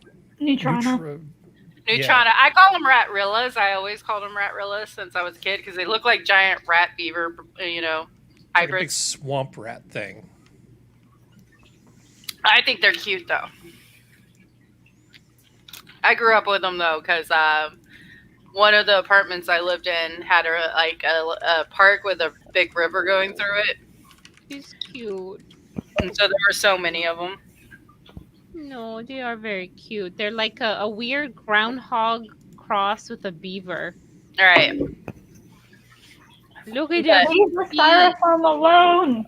Oh. Willow has tried to beat up college boys for picking on the neutrinos around here. Both assume it was a try and not an I did. It's just a big Yeah, well, we Nigel don't waiting admit to to get crimes Nigeled. online. We've talked I about this. do, because I was proud of that. Yeah, she was a teenage girl, and they were like throwing rocks at the baby ones. And I mean, Willow that got was scared. the situation with Bart. Yeah. Willow's very much an animal person. She's the Snow White of her house. They all like her. They'll all come to her, and they all listen to her, and we're not sure why. But I just decided my daughter's magical, and all animals want to do whatever she tells them to. And yeah, but she's very defensive. If she sees anyone being mean to an animal, I don't care if it's a biker who has a gun on him. She will go and tackle that person. I've yelled at someone's child for throwing rocks at ducks, so I feel you. Like I just gave no shits. I don't know who that little kid was. I went, where are your parents? Go back. Do you know what you're doing? And the kid looked terrified, and I was pulled away by a friend. He was like, "Are you trying to get yourself like hurt? You won't get shot here." But I'm like, I don't know. I want to know where the parents are so I can yell at the right person. Who raises this dipshit? All right. I don't like kids. Like a lot of the time, 50%. 60% of the time, I don't like kids. I'm a mom, and I don't like kids. I like my kids. I'm not super fond of the rest of them. I've seen a lot of, but it's not really the kids' fault. Most of the time, it's because they're at, especially like that particular time. It was the kid was young enough still that it's all the raising, like how they were raised or how they were disciplined, that was the cause of behavioral problems. Because once you reach, I would say once you reach around 12 years old, like you know Stop what you're eating the doing. cord. You don't get any.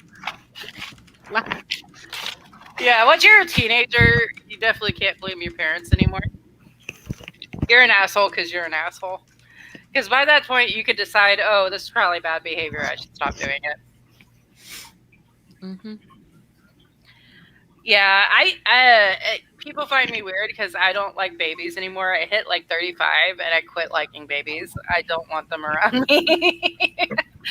And I'm like, it's a normal phase in a woman's life to just be like, ew, no. But everyone's like, you've done that, right? You've gone through that. You've done Yeah. it. There's no need to be like having that. Yeah. What do they call it? Baby fever.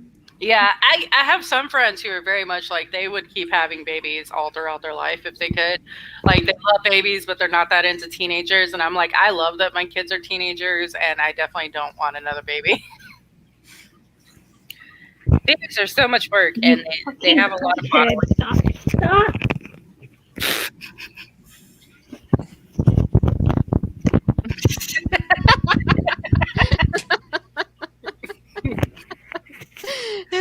He's like, but you have cords, mommy. I want to eat it. I want to eat it. She's just like chokehold. Oh god. The cat just bitch slapped her. Yeah. He's like, how dare you? Oh, it's so cute though. That's the face. That's the face of frustration. It's like, I love you. I love you. I love you. I'm not going to kill you. Much. Yeah, this is our daily life now. The cat just randomly deciding to attack things, and that's like, no, stop it. Our poor dog, he likes to attack the dog's butt since the dog's butt doesn't bite back. Of course.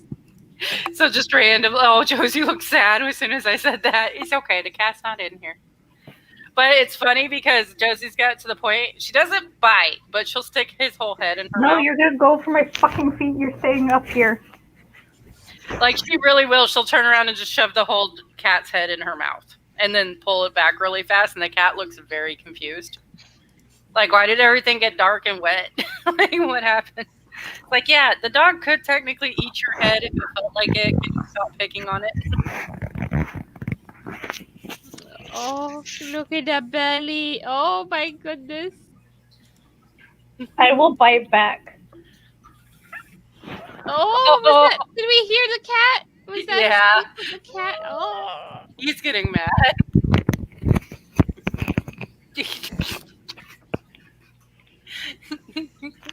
This has just become watch the cat freak out stream. Mm-hmm. He's like, hi. What's his actual name? Salem. Salem, the honorary minion.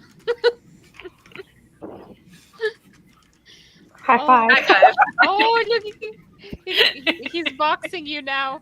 You know he's upset. Well, he wants to eat the cord, and mommy's not letting him.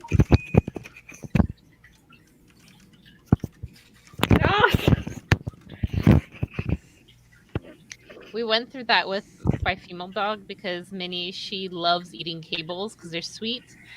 So she chomped through like internet cable, computer cable, whatever. It's like anything that dangles, you know, under your desk. Yeah. Yeah. She did that well into her, like, she was a couple years old and still doing it. So it wasn't just puppyhood, you know? Yeah. Well, cats love things that are like stringy and dingly. You know, that's meant for them. They just they're convinced that is their toy. Why are you taking it away from them, you evil person? Uh-oh. But it's scary for the owner when you find them chewing on electric cords. Yeah. Yes. They what the fuck? It's like, are you trying to eat yourself, cat? No. I am convinced everything that is small is just trying to kill itself constantly. Like I've said that, but people are like, "Oh, but it's so hard when kids are 2 years old." I'm like, anything under 5, your job is basically keep them from killing themselves. That's all they're trying to do constantly without intentionally knowing it, but that's all they do. And kittens and puppies are the exact same way. Until they're about like 5 years old, your whole job is to get them not to hurt themselves very badly. I will bite back. Well, it sounds like you picked the perfect job, Poppy. Why? No kids. You've just got as far away from that as you can. Yeah, but it kind of shoehorned its way back. Because now I just have adults who do weird shit, but also are like, I'm an adult. You can't tell me what to do. Like, sir, can you please get the pot off your head? You're running into a wall. I'm a grown up. You can't tell me what to do. Like, ugh. Yeah. Put pants on and stop it. Yeah. Seemed like there were a lot of old dudes not wearing pants when I used to go to places like that. At a certain point, they just decide pants are no longer necessary. Like, they will put on a button-up, dress-up shirt and a tie and just walk out with nothing on the bottom. That's a daily occurrence. And even at like 3 o'clock in the morning, fully dressed, just nothing on the bottom. Yep. And it's like, can we at least put underwear on, sir? I'm fine with you walking around in your underwear. Let's just put underwear on. Fine. And I'm over here like, I will give you a piece of cake to put underwear on. Thank you. Let's go. It's a lot of bargaining. Lots of bargaining. Yeah. It's like, sometimes if they're having like delusions, I've saw it on TikTok and it's true. And a lot of people were insulted. She's like, sometimes trying to recenter people is just not going to work and it's not nice to do. So if, Peter is robbing a bank, I'm just going to rob the bank with him and, we'll go with it. And I'm like, yeah. Sometimes it's just, sometimes it's nicer and easier. Like if they're not having a scary one, you need to try to get them out of it. Sometimes it's a lot nicer just to roll with it. Like I have been people's maids, I have been people's sister-in-law, I have been people's, nurse, like pretty much anything you could think of. I've been that person for the night. Mm-hmm. And we just roll with it until they go to sleep. Unless it's dangerous or scary. We don't do those two. But yeah, no, it's a lot of, you can't tell me to do. That's literally how they say it. I'm like, okay. just please stop. Just stay out of this room. You can do it in this room. Bye. But yeah. I have one guy who likes to do paperwork, so I just give him a binder full of paperwork and let him fill it out for the night. Mm-hmm. That's nice. I'll give him something to do. We have a teacher. We print up worksheets, and we all fill out our worksheets, and then she grades them all night.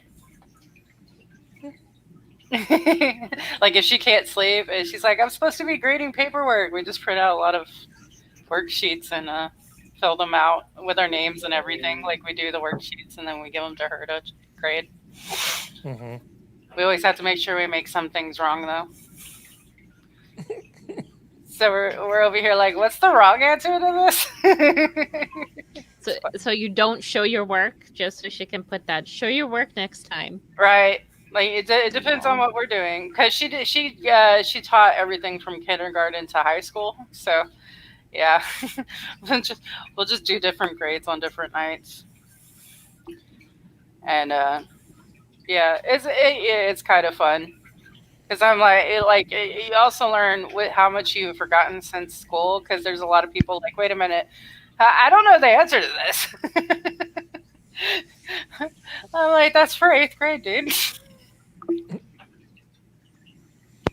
Like, well, I forgot. Okay. That game show, Are You Smarter Than a 5th Grader? Right. That makes you humble. Because sometimes there'll be like a question where you're like, did I even learn that at that age? Right. No, but you get it wrong. It's really not fair, because it's not 5th grade for us. It's 5th grade for them. because having kids, I could tell you, they change the curriculum quite often. So like when Willow was in kindergarten, she was taking tests about what's more absorbent, like newspaper, cardboard, or paper towel. I was like, I learned my shapes in kindergarten. Okay, they were learning what's absorbent. Okay. That's different. Yeah, they definitely changed the curriculum. So, like, when they try to make people feel stupid for not being up to par with fifth graders now, because you're going off of what you learned in fifth grade, right? Yeah, it's true.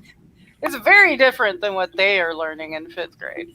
But also, like, it's one of those things where it'll be, okay, say you haven't learned it in the fifth grade, but they tend to be more common knowledge, or what should be common knowledge questions. Eventually you should have learned it or studied it, and you still get it wrong, and then you're like, well, it's a good thing I'm not in school anymore.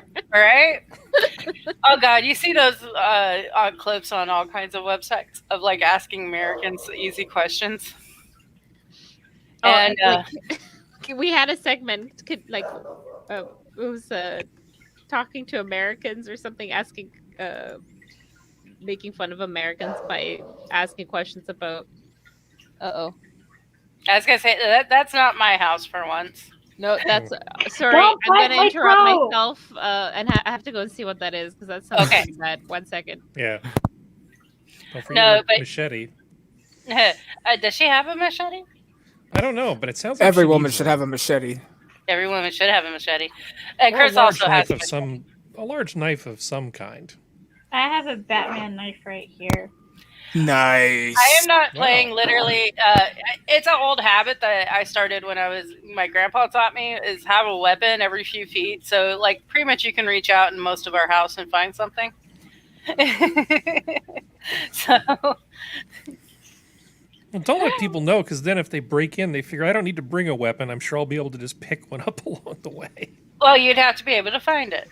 Yeah. Oh, okay. So have one hidden every few feet. Yes.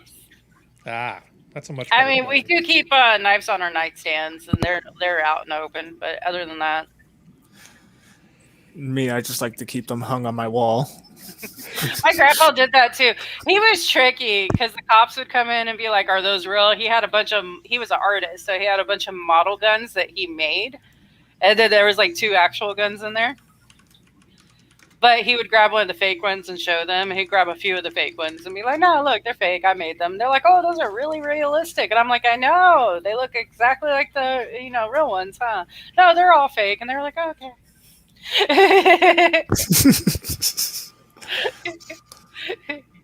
I was like, "Grandpa, you're bad." He's like, "I don't want to have to go through all the hoopla." And I'm like, I know.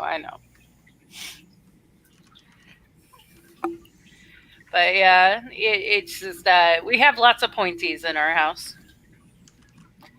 Willow's got a machete. Chris has a machete. Chris's machete's all fancy. I told him it doesn't need to be fancy. You just have a plain machete. I like my staff better. Yeah, staffs are fun. I used to open the door with a staff. It always scared people. I mean, what?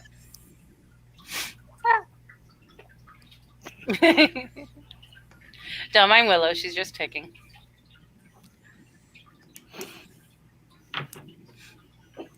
Are you out of CBD already? You see, in the process of doing my room, I lost everything. Oh, no. Because we figured out CBD does help with the ticks. I'm just overstimulated. Work was out today. And then, like, Terry dropped, like, 500 bowls on the ground, and they all shattered. Way to go, Harry. That's very loud. Everybody's done that in a kitchen at least once, though. And then they trapped me in the tiny room and tried asking me a whole bunch of questions. Everyone was like, "Can you do this? Can you do that? Hey, well, this, that?" And I was just like, ah! Oh, God. I would go nuts. Do you guys have Crate and Barrel up there? Or have you ever been to Crate and Barrel? The big home store thing? So it's just one of those things where you can buy, like, pots and pans and glasses and things. And they had a display. I was at Crate and Barrel one time. They had a display. where they had stacked up these glass decanter things in like this big pyramid, and somebody hit the edge of that thing, Oh, and the noise. The noise was amazing because That- it was like a waterfall of glass just coming down. And I swear, just for a few seconds, all you heard was just this really loud sound of breaking glass.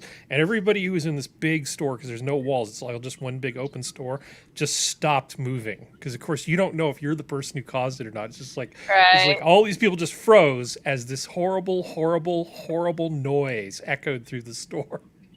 God, I would be mortified if I was the person that hit that. I'd just Yeah. be like, oh my God. Yeah, go full Urkel. Did I do that? Just, I- luckily, it wasn't me that one time, because that's totally a thing I would do. I mean, I don't know if it's last week or the week before, I was at a store, and on the cart, one of the cardboard boxes holding spaghetti sauce got hooked on my cart and fell. Yeah, 'Cause it was just be poking glad out. it's not ragu. Just be glad. And it might have been, I don't know.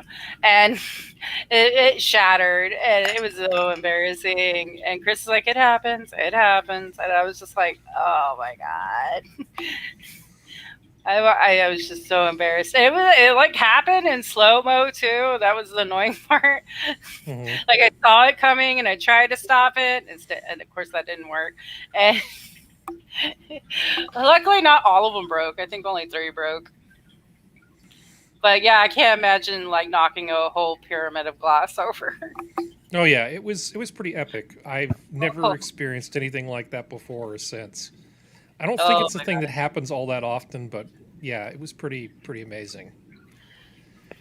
And mercifully, it wasn't me, because I really is the kind of thing I would do. I tend not to really pay a whole lot of attention to where my elbow is at any given moment. Yeah. Oh no. I mean, I'm half blind, so and ADHD. I don't have a good viewpoint on where my body is, so Mhm. I tend to run into stuff and knock over stuff and quite a lot. I'm like, I hate it so much. And everyone's always like, "Why are you always covered in bruises?" And I'm like, "Why don't you mind your own fucking business?" Yeah. Like, I did apparently I'm good at not acting like I can't see. So like everyone forgets until I run into a pillar, and then they're like, "Oh yeah," because I run into walls constantly, door frames constantly, like the turtle tank, the where we have it, it's between our bedroom door and our bathroom door, so I run into that a lot. And people are always like, "Why are you always scratched up and bruised?" I'm like, "Because I can't see." What do you mean? People keep asking me that, and then I have to beat the crap out of them, and then I get bruised again. I don't know what. That's one of those things where you might not be prepared for the answer. I don't like to ask people questions where I don't know what the answer is going to be. All right, especially like, okay, if you're asking someone why they always covered in bruises, like, what if you get the answer, "Oh, my significant other beats the shit out of me," like, Yeah, I then mean, what are you going to do? right? Then you have this whole thing where you feel like you're gonna need to try to help this person and stuff. Like, if you don't want like weird or they could just be like, "I'm very kinky," and then you have that awkwardness going on. Like, don't ask questions that you might not want answers to. Ugh. I'm back. Willow just left. So we have a frat house in the neighborhood. I found that out right now by the sound of Oh, it. you just found that out? Yep. Oh, that's Ouch. an unpleasant surprise. Yeah, because I didn't know there's a rental property a couple of houses down that has had students before, but I think they're new tenants now, because there were 3 girls who used to live there, and they never had, like, this doesn't sound like a party. We've had them there for the last year and a half. I think they moved out, and these are new tenants because there were new cars and a truck there today.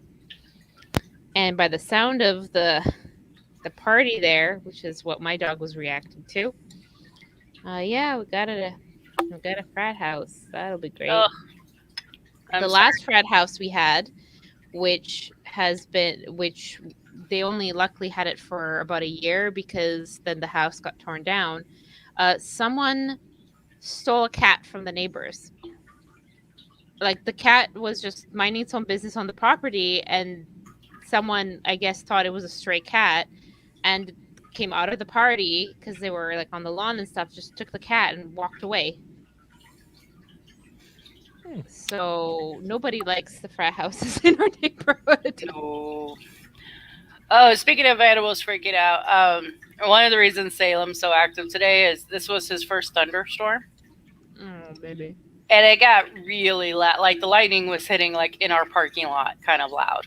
So he went running outside because he likes to run outside. But he went outside and there was water falling from the sky, which shocked him completely. And then lightning hit the street out in front of us. And he looked at Willow, looked terrified, darted into the house, went in her room and started screaming for like 2 hours straight. Because he did not understand what's going on. So he's a little wound up today. He's like very first thunderstorm, doesn't know what to think of it. Because as big as he is, he's actually only like a couple months old. Poor baby. He's got to be a big ass cat. But yeah, animals' first thunderstorms are never fun. They're like, the sky is angry and I don't know why. What did I do? Yeah, I've seen different responses from different animals. Some animals are just like, you're not the boss of me. And occasionally we'll just kind of bark at the thunder. And then other times it's like, I'm just going to hide under anything. They just completely lose their shit. And then you have to give them doggy Xanax and it's just ugly. Yeah, you did. There's two definite freakouts during thunderstorms. It's either the ones that want to fight it. It's like basically, they're ready to fight God. And and the ones that are trying to climb on top of you and hide it on your head. Or behind you or around you or under the table and just, total panic. Either one is not good because you don't want your dog trying to fight, a storm. We had one of those. One of our pit bull mixes. Every time there was lightning, he thought it was an aggressor, and he would be outside, like, barking at the sky, trying to, like, fight anything that got near him. And it's like, oh, Lord. Like, quit trying to fight the goose and get in the house. I almost got it. All right. It's like, trust me, you cannot bite lightning. Let's just go inside. No, you really can't. Lightning is really indifferent to people. Lightning does not care about what's convenient for you at all. Oh, and Richard in chat said try during an earthquake. No, I have. None of my animals like earthquakes. They get very mad, and yes, Texas does get earthquakes. A lot of people don't seem to realize that. We had them really bad for 1 year because they were, they tried to say it wasn't the fracking for gas that was doing it, but as soon as they stopped, we stopped having 70 a month. So I'm pretty sure it was. Yeah, we had them really bad 1 year, and all my animals, I knew when one was about to hit because all of them would stare at the hallway like the hallway did something wrong. And then the next thing you know, the house would start shaking. So we figured out really quick when all the animals froze and stared down the hallway, like the hallway was evil, that like we were about to have an earthquake. And the dog hated them so much, like because it does kind of sound like growling. It's really loud growling sound, and like I guess they thought the house was being aggressive or something. I don't know. They always get mad at the hallway. And I guess that's probably where they felt it coming from or something. But no, none of the animals liked. I do think it's funny. The one time the kitchen caught fire, you could tell the difference between the animals. Our younger cats went running and hiding under beds, which was not useful at all. But the older cats just stood there and stared at it like, yeah, we've seen this before. Because it was the old man I took care of. It was his cats. And, him and his wife had caught the kitchen on fire more than once. So the older cats were just like, yeah, this happens. The big men will show up and put it out. It's fine. Yeah. Well, I had a golden retriever at the time Loma Prieta hit in '89. and she was not happy about any of that. Not about the the big ass earthquake, nor the aftershocks, nor any part of it. She would just hide underneath the table, and she was really not. She was pretty freaked out about it.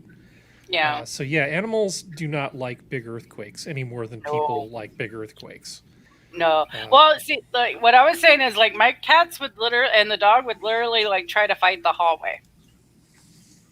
Like they would hiss at it and jump around at it and bark at it. And I'm like, that's not where it's coming from, y'all. Like, quit trying to fight the hallway. I don't know what was up with that, but yeah, no, animals. I trust animals though. I really do. Like if they start acting weird, I'm like, okay, something's gonna happen. We have to wait to find out what is gonna happen, but I trust that something weird's gonna happen. Because they seem to always know like a few seconds before you do. I did not notice that during Loma Prieta. There's actually some great video on YouTube. Moss Landing is on the coast near Santa Cruz, which is fairly close to where the earthquake was. And there was somebody taking home video, and you can see when the earthquake hits in this video that they were taking. And you didn't see like birds suddenly start flying a few seconds early or anything. I mean, it was just totally normal, and then earthquake, and then everything was screwed. You know, because I was kind of curious, because I was thinking like you were, well, did the animals notice early? Was there any kind of perceptible change? It's like, nope, nothing. And all the videos I was able to find, I couldn't find any of animals acting, strangely in the seconds before the earthquake. So if it is animals doing it, it's probably just some animals. Yeah. Well, it sounds like the way you're describing it hit really fast, didn't it? Yeah, I find that the closer you are to the epicenter, the more kind of sharp and pronounced it is. Yeah. Because this was probably about, let me think here, about 15 miles maybe from the epicenter.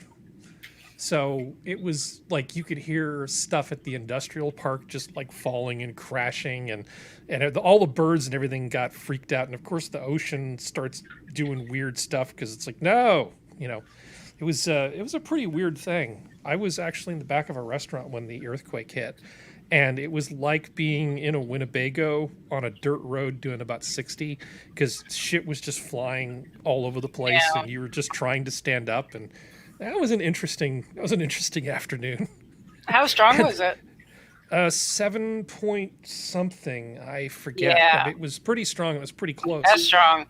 And there's a big 50,000 watt radio station nearby, and I got everybody out because I had a flashlight in my pocket, and so I got everybody out of the back of the restaurant, and everybody's outside. And I go to my car and I go to turn on KGO, which is the big 50,000 watt radio station that you can always count on. It's like I can just barely get the signal to come in. I'm like, oh, we are screwed.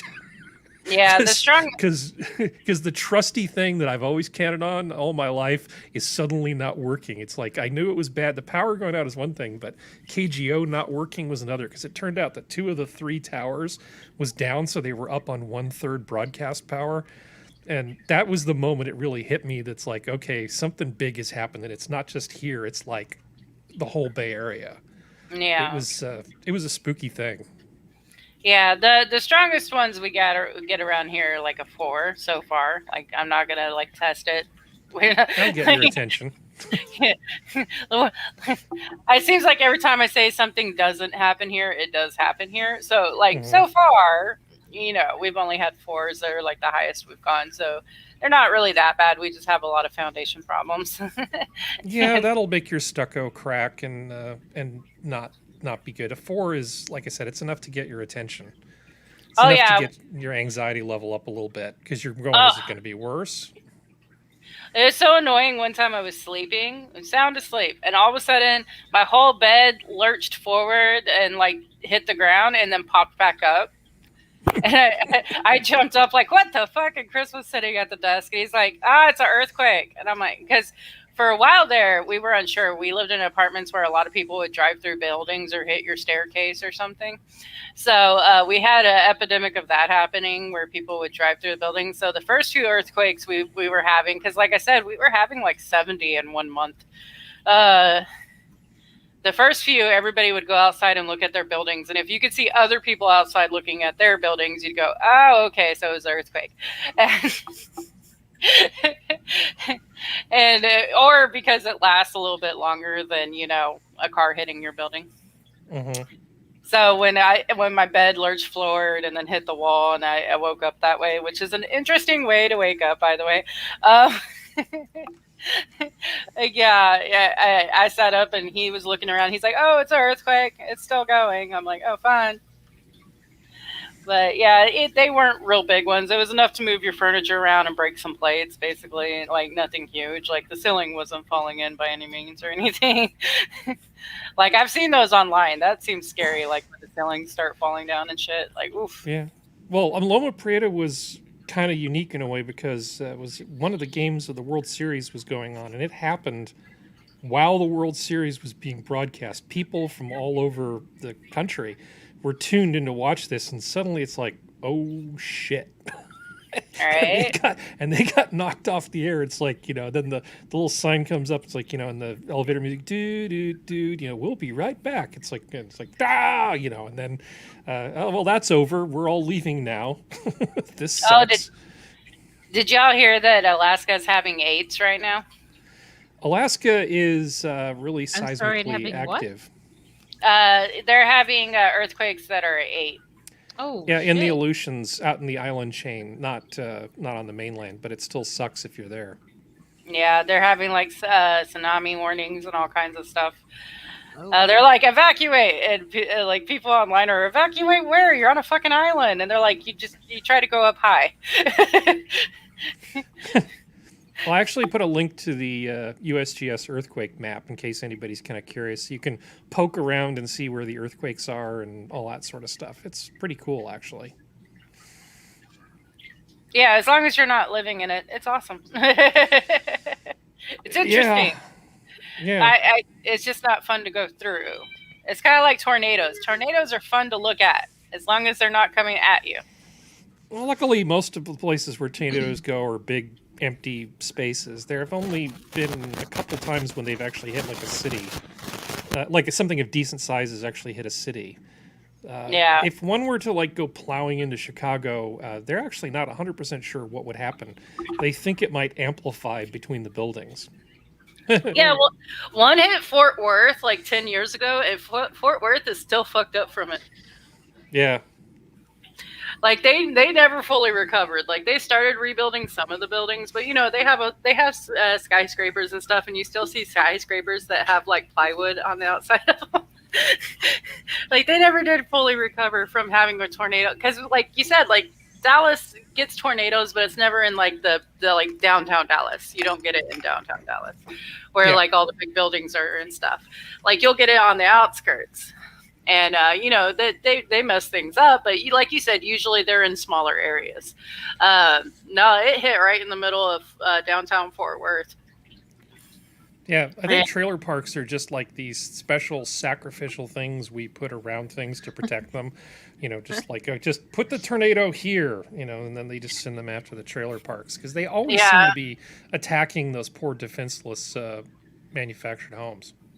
Well, there's an ongoing joke in the South. They're attracted to the smell of mac and cheese and peanut butter. That's craft dinner for the Canadians. Yeah. And, and cat litter.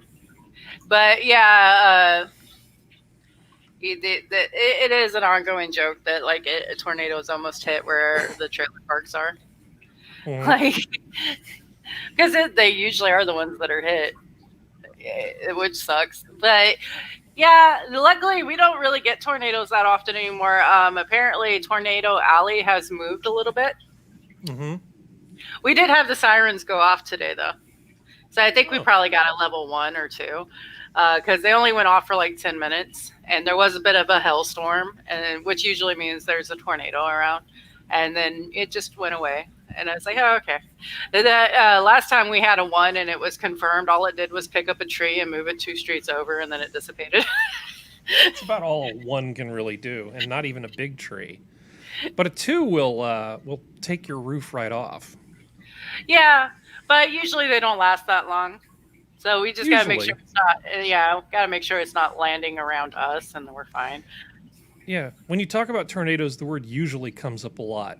That's Yeah, like, because they're here's the thing about unpredictable. tornadoes. Usually they don't move in this way. Usually they don't double back. Usually, because the thing is, you never really know You don't, what yeah, a you don't tornado's know. going to do.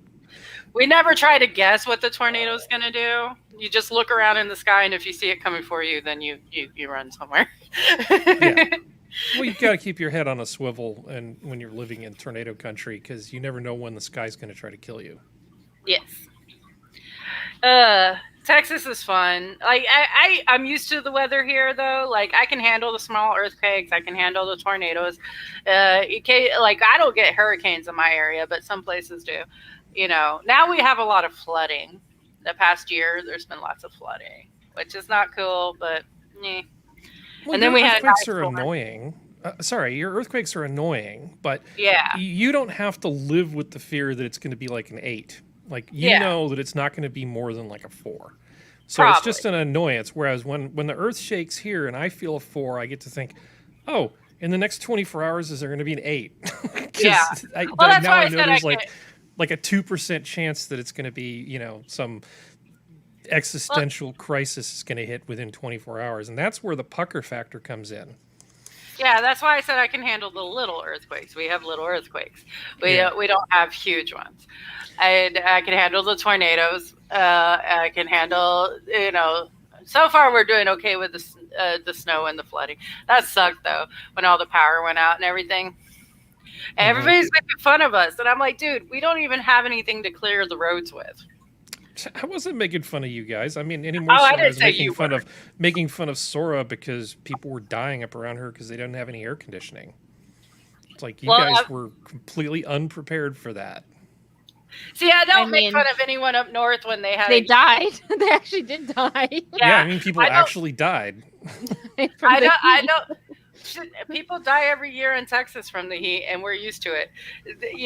I don't make fun of people. I did not make fun of people up north when they had their heat wave because it's the same thing. Like we weren't prepared for like below zero weather because we've never had it. Like why would we be prepared? They've never had weather that was in the hundreds, so they didn't know how to fucking deal with it either. Yeah, you build for what the weather's supposed to be. It's like you up in Canada land, you guys know not to have exposed pipes on the outside of your houses, and there's all sorts of stuff you do with your building codes so that they can survive winter. And down here, if you've had a freeze like that in Macon, Georgia, people's houses would just be screwed.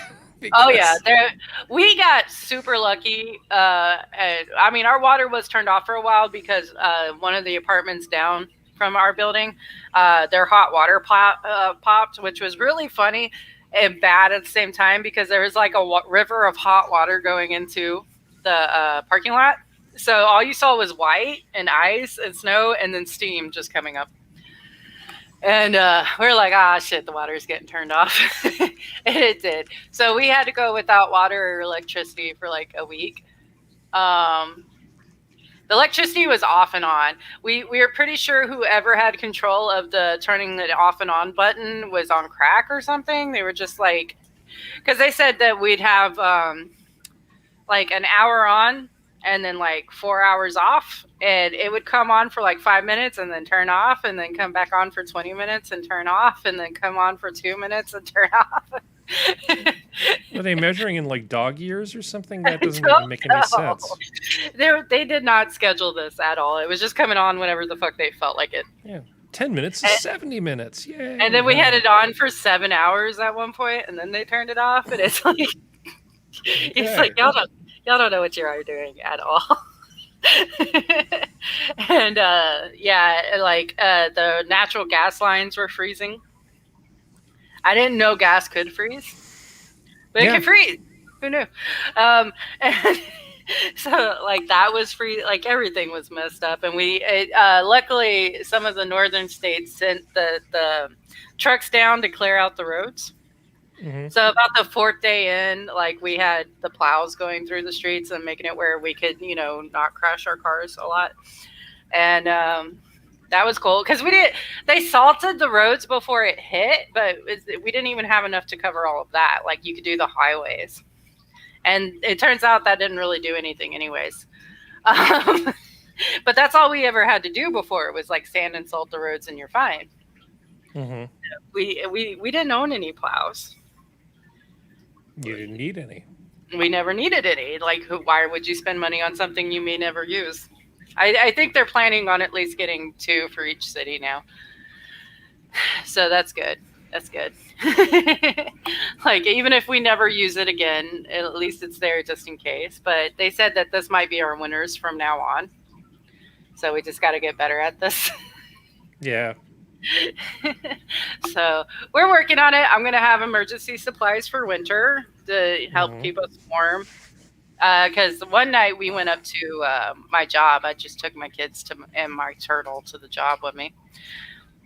Because they kept electricity the whole time. They have generators and stuff. Mm-hmm. I'm boring y'all. I'm sorry. No, you're not boring me, but Leave the kids, I know. just take the turtle next time. But like I said, I'll hang out at the hardware store and talk to the old guys with the vests, so. Yeah. Don't threaten me with a good time talking about generators. Yeah, we everyone thought I was a weirdo for bringing my turtle, and I'm like, my turtle will freeze to death. Put little ice skates on him. Was what do it you like mean a little red-eared slider? Yeah. I was like, they don't do well in below 0. I hate to tell you. And, like, in my house was already below 30 when we left. So, I mean, and there was no power, so there's no way to heat up his tank. So, our her tank, so that was the suck. That was the suck that you had to live through. Yeah, but we were really lucky. A lot of other people people were like, you were supposed to run your water, and then it wouldn't burst. People were running their water, and they were still bursting. Like, we were all running our waters, and the pipes were still, bursting all over the place. Yeah, like, you're just not built for that. For it. Yeah, we weren't built. And once it got below 30 in the houses, the pipes were just going. Well, that's the thing. You insulate the house, right? Because it gets warm outside. So you insulate the house, so and then you have pipes outside, and none of the heat from the house gets to the pipes to keep them from bursting. And so, it's just snap, crackle, pop. Because you were down in the 10s, weren't you? Into the teens, temperature-wise? Well, we got below 0. Oh, holy crap. Yeah. It's the first time in 150 years Texas went below 0. Yeah, well, F for your pipes, basically. Yeah. Like, seriously, I put it on Twitter because I was like, I don't know what to do with this. The weather forecast was like -1, and it technically went down to -3 or 4, which I know in a lot of places it gets worse than that. I understand that. We never did that before. I was like, because I think the coldest we're used to is like 15. That's the coldest that we've ever had. Like, and that was difficult. Like, below 0, we were like, why is there even a below 0? So, yeah, it sucked, but we got through it, luckily. And like I said, nothing was actually damaged at my house. So, that was good. Once they fixed up the pipes in the rest of the building, we got our water back. And then like 2 days after that, we got our hot water back because they figured out how to unmelt the gas. And then electricity got more stable after like 2 weeks. So, it sucks. Well, you made it. Yeah. You made it, and you can tell, tell your grandkids about it someday. But, like I said, the past 2 years have been fucking crazy, just in general. So, yeah, I think at this point, anything can happen. Like, I felt bad for people up north because the heat dome moved, right? So we were having a pretty cool summer for us. Like, it's in the 90s, but that was good for us. We're like, woo. And then there's people up north like, it's in the 90s, I'm dying. And I'm like, I was confused because someone's like, it's in the 90s, this is horrible, it's only 8 a.m. And I'm like, that's not that bad. And they're like, it is for up here. And I'm like, oh, I didn't know you were up north, I'm so sorry. Because it was 92 in the morning at 8 o'clock in the morning here, and we're like, yay. Yeah, no thanks. when because I've literally looked at the weather report at like midnight and it was 105 before.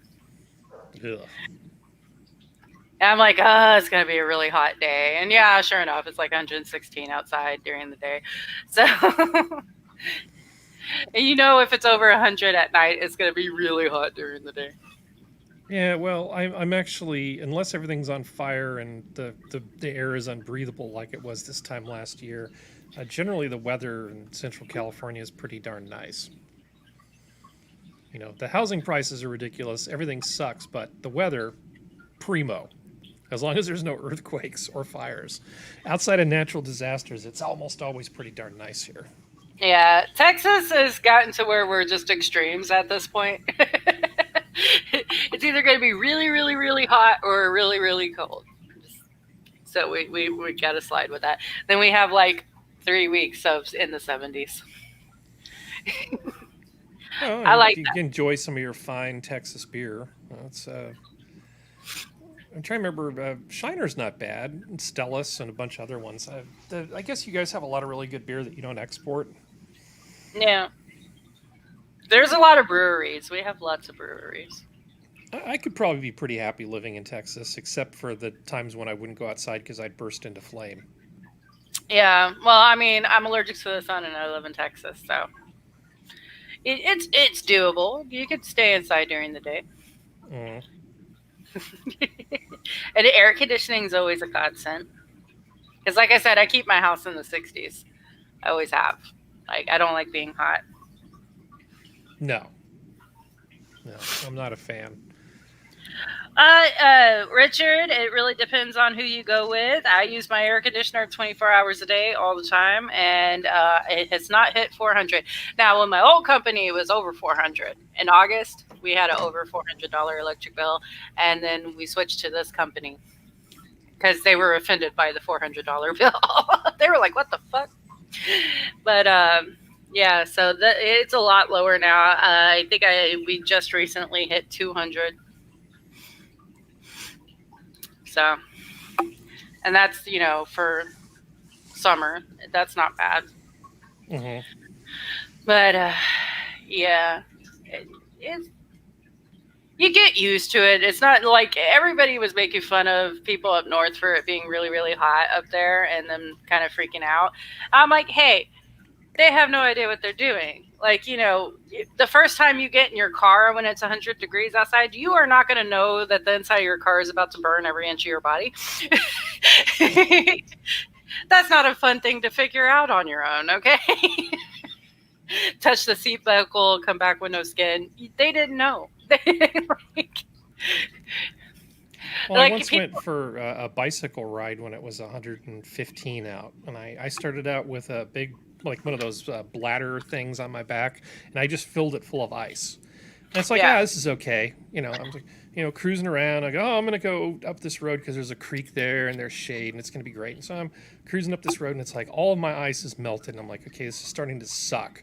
And, even in the shade, it's still 115 in the shade. And I'm like, okay, this is really starting to suck. So at one point I just pulled off the road, where the road crossed the river at this little bridge. And I got out of my little bike shoes and just got in the water and just laid there for about 20 minutes in the really cold stream. And I'm like, that feels good. It doesn't matter if I'm still wet. I'm just going to go home. This sucks. Yeah. It's not that I can't cope with the heat if I really do all the things right. It's just I really, really don't want to. Yeah. Nobody does. And Arizona was getting on my nerves so bad because they're all like, it's 125 here right now. And I'm like, yeah, and it sucks for you. Stop acting like it doesn't. You live in Arizona. It's called the Valley of the Sun. You live in a place called Phoenix, for God's sake. Of course it's hot. Everybody's trying to act like they're one-upping people. And I'm like, it sucks for us too. Nobody likes this. We just deal with it because we have to. And you just go to Death Valley. Death Valley is even hotter than Arizona, but who wants to live in Death Valley? I also got onto one person because I was like, you have no humidity. Yeah. It doesn't count. They're like, it's hot. And I'm like, yeah, but it's dry. Try going to Louisiana this time of year. No, it's actually way worse. You know, I mean, in a place like New Mexico, as long as you've got water, you can just set up a swamp cooler. I mean, and it'll cool off your whole house and make it nice. No problem. No problem. And it's cheap. It's way cheaper than running an air conditioner. You go to some place, like I said, like Macon, Georgia, and it's 100 degrees out with 1,000% humidity. You know, you just feel like you're going to die. Yeah, I Googled it that day I was arguing with the person. They had 6% humidity where he was. Where I am was at 30%. And it was pretty sucky. And in Louisiana, it was 80%. I was like, oh, hell no. I was like, you're literally just swimming outside at that point. No. Like that I would not live there. I would move so fast. I was like, I'll go live under a bridge somewhere else. It's fine. I'm not doing that. I hate humidity with a passion. I don't like wind, and I don't like humidity, and I don't like snow. Oh. I'm very picky. I love your show description. It just says no. Yes. Okay. That works for me. Well, we're going 2.5 hours. I know. I need to go. I was about to say that. That's okay. I'm not trying to tell you how to run your show, but I just thought you might have lost track of time. He totally is. Yeah, I am. That's my thing. I like to show up on people's shows and then say, "Oh, you know, if I was running the show, I would have stopped it 25 minutes ago." No, I'm not. I'm actually not a time Nazi. I promise. No, it's okay. I was about to close down the stream anyway, so Chris could go to bed. He's got to go to work in the morning. This is going to be such a weird week. God, I can't talk. Week for me since I'm not going to work. So, like, I went shopping today and I started buying stuff to eat at work, and then I realized, oh yeah. So this is going to be an adjustment period of not going to work, and then there's going to be an adjustment period of going back to work. See, that's the worst. It's never just you wake up the next day, oh good, I have a week off, or however long you have off, and you know you go about your day. No, it's just like oh yeah, I got up too early, I could have slept in. And then the night before you have to go back, you realize it's so late, you should have gone to bed an hour ago, and now you're gonna wake up grouchy and tired. Yeah, I'm gonna try to be more online this week though, because you know I'll probably be up at night and not at work. So, woo. All right. Well, do y'all have anything you want to say before we go? Have a good week. Yes, have a good week. I hope it's a splendid week for everybody. I hope it's uneventful. I hope nothing bad happens to anybody. Uneventful is my wish for everybody. That's a good one. Yeah. All right. Well, thank you for coming out and joining me. Thank you, chat, for coming out and listening. Anyone who stayed this long, you're awesome. And have a good night.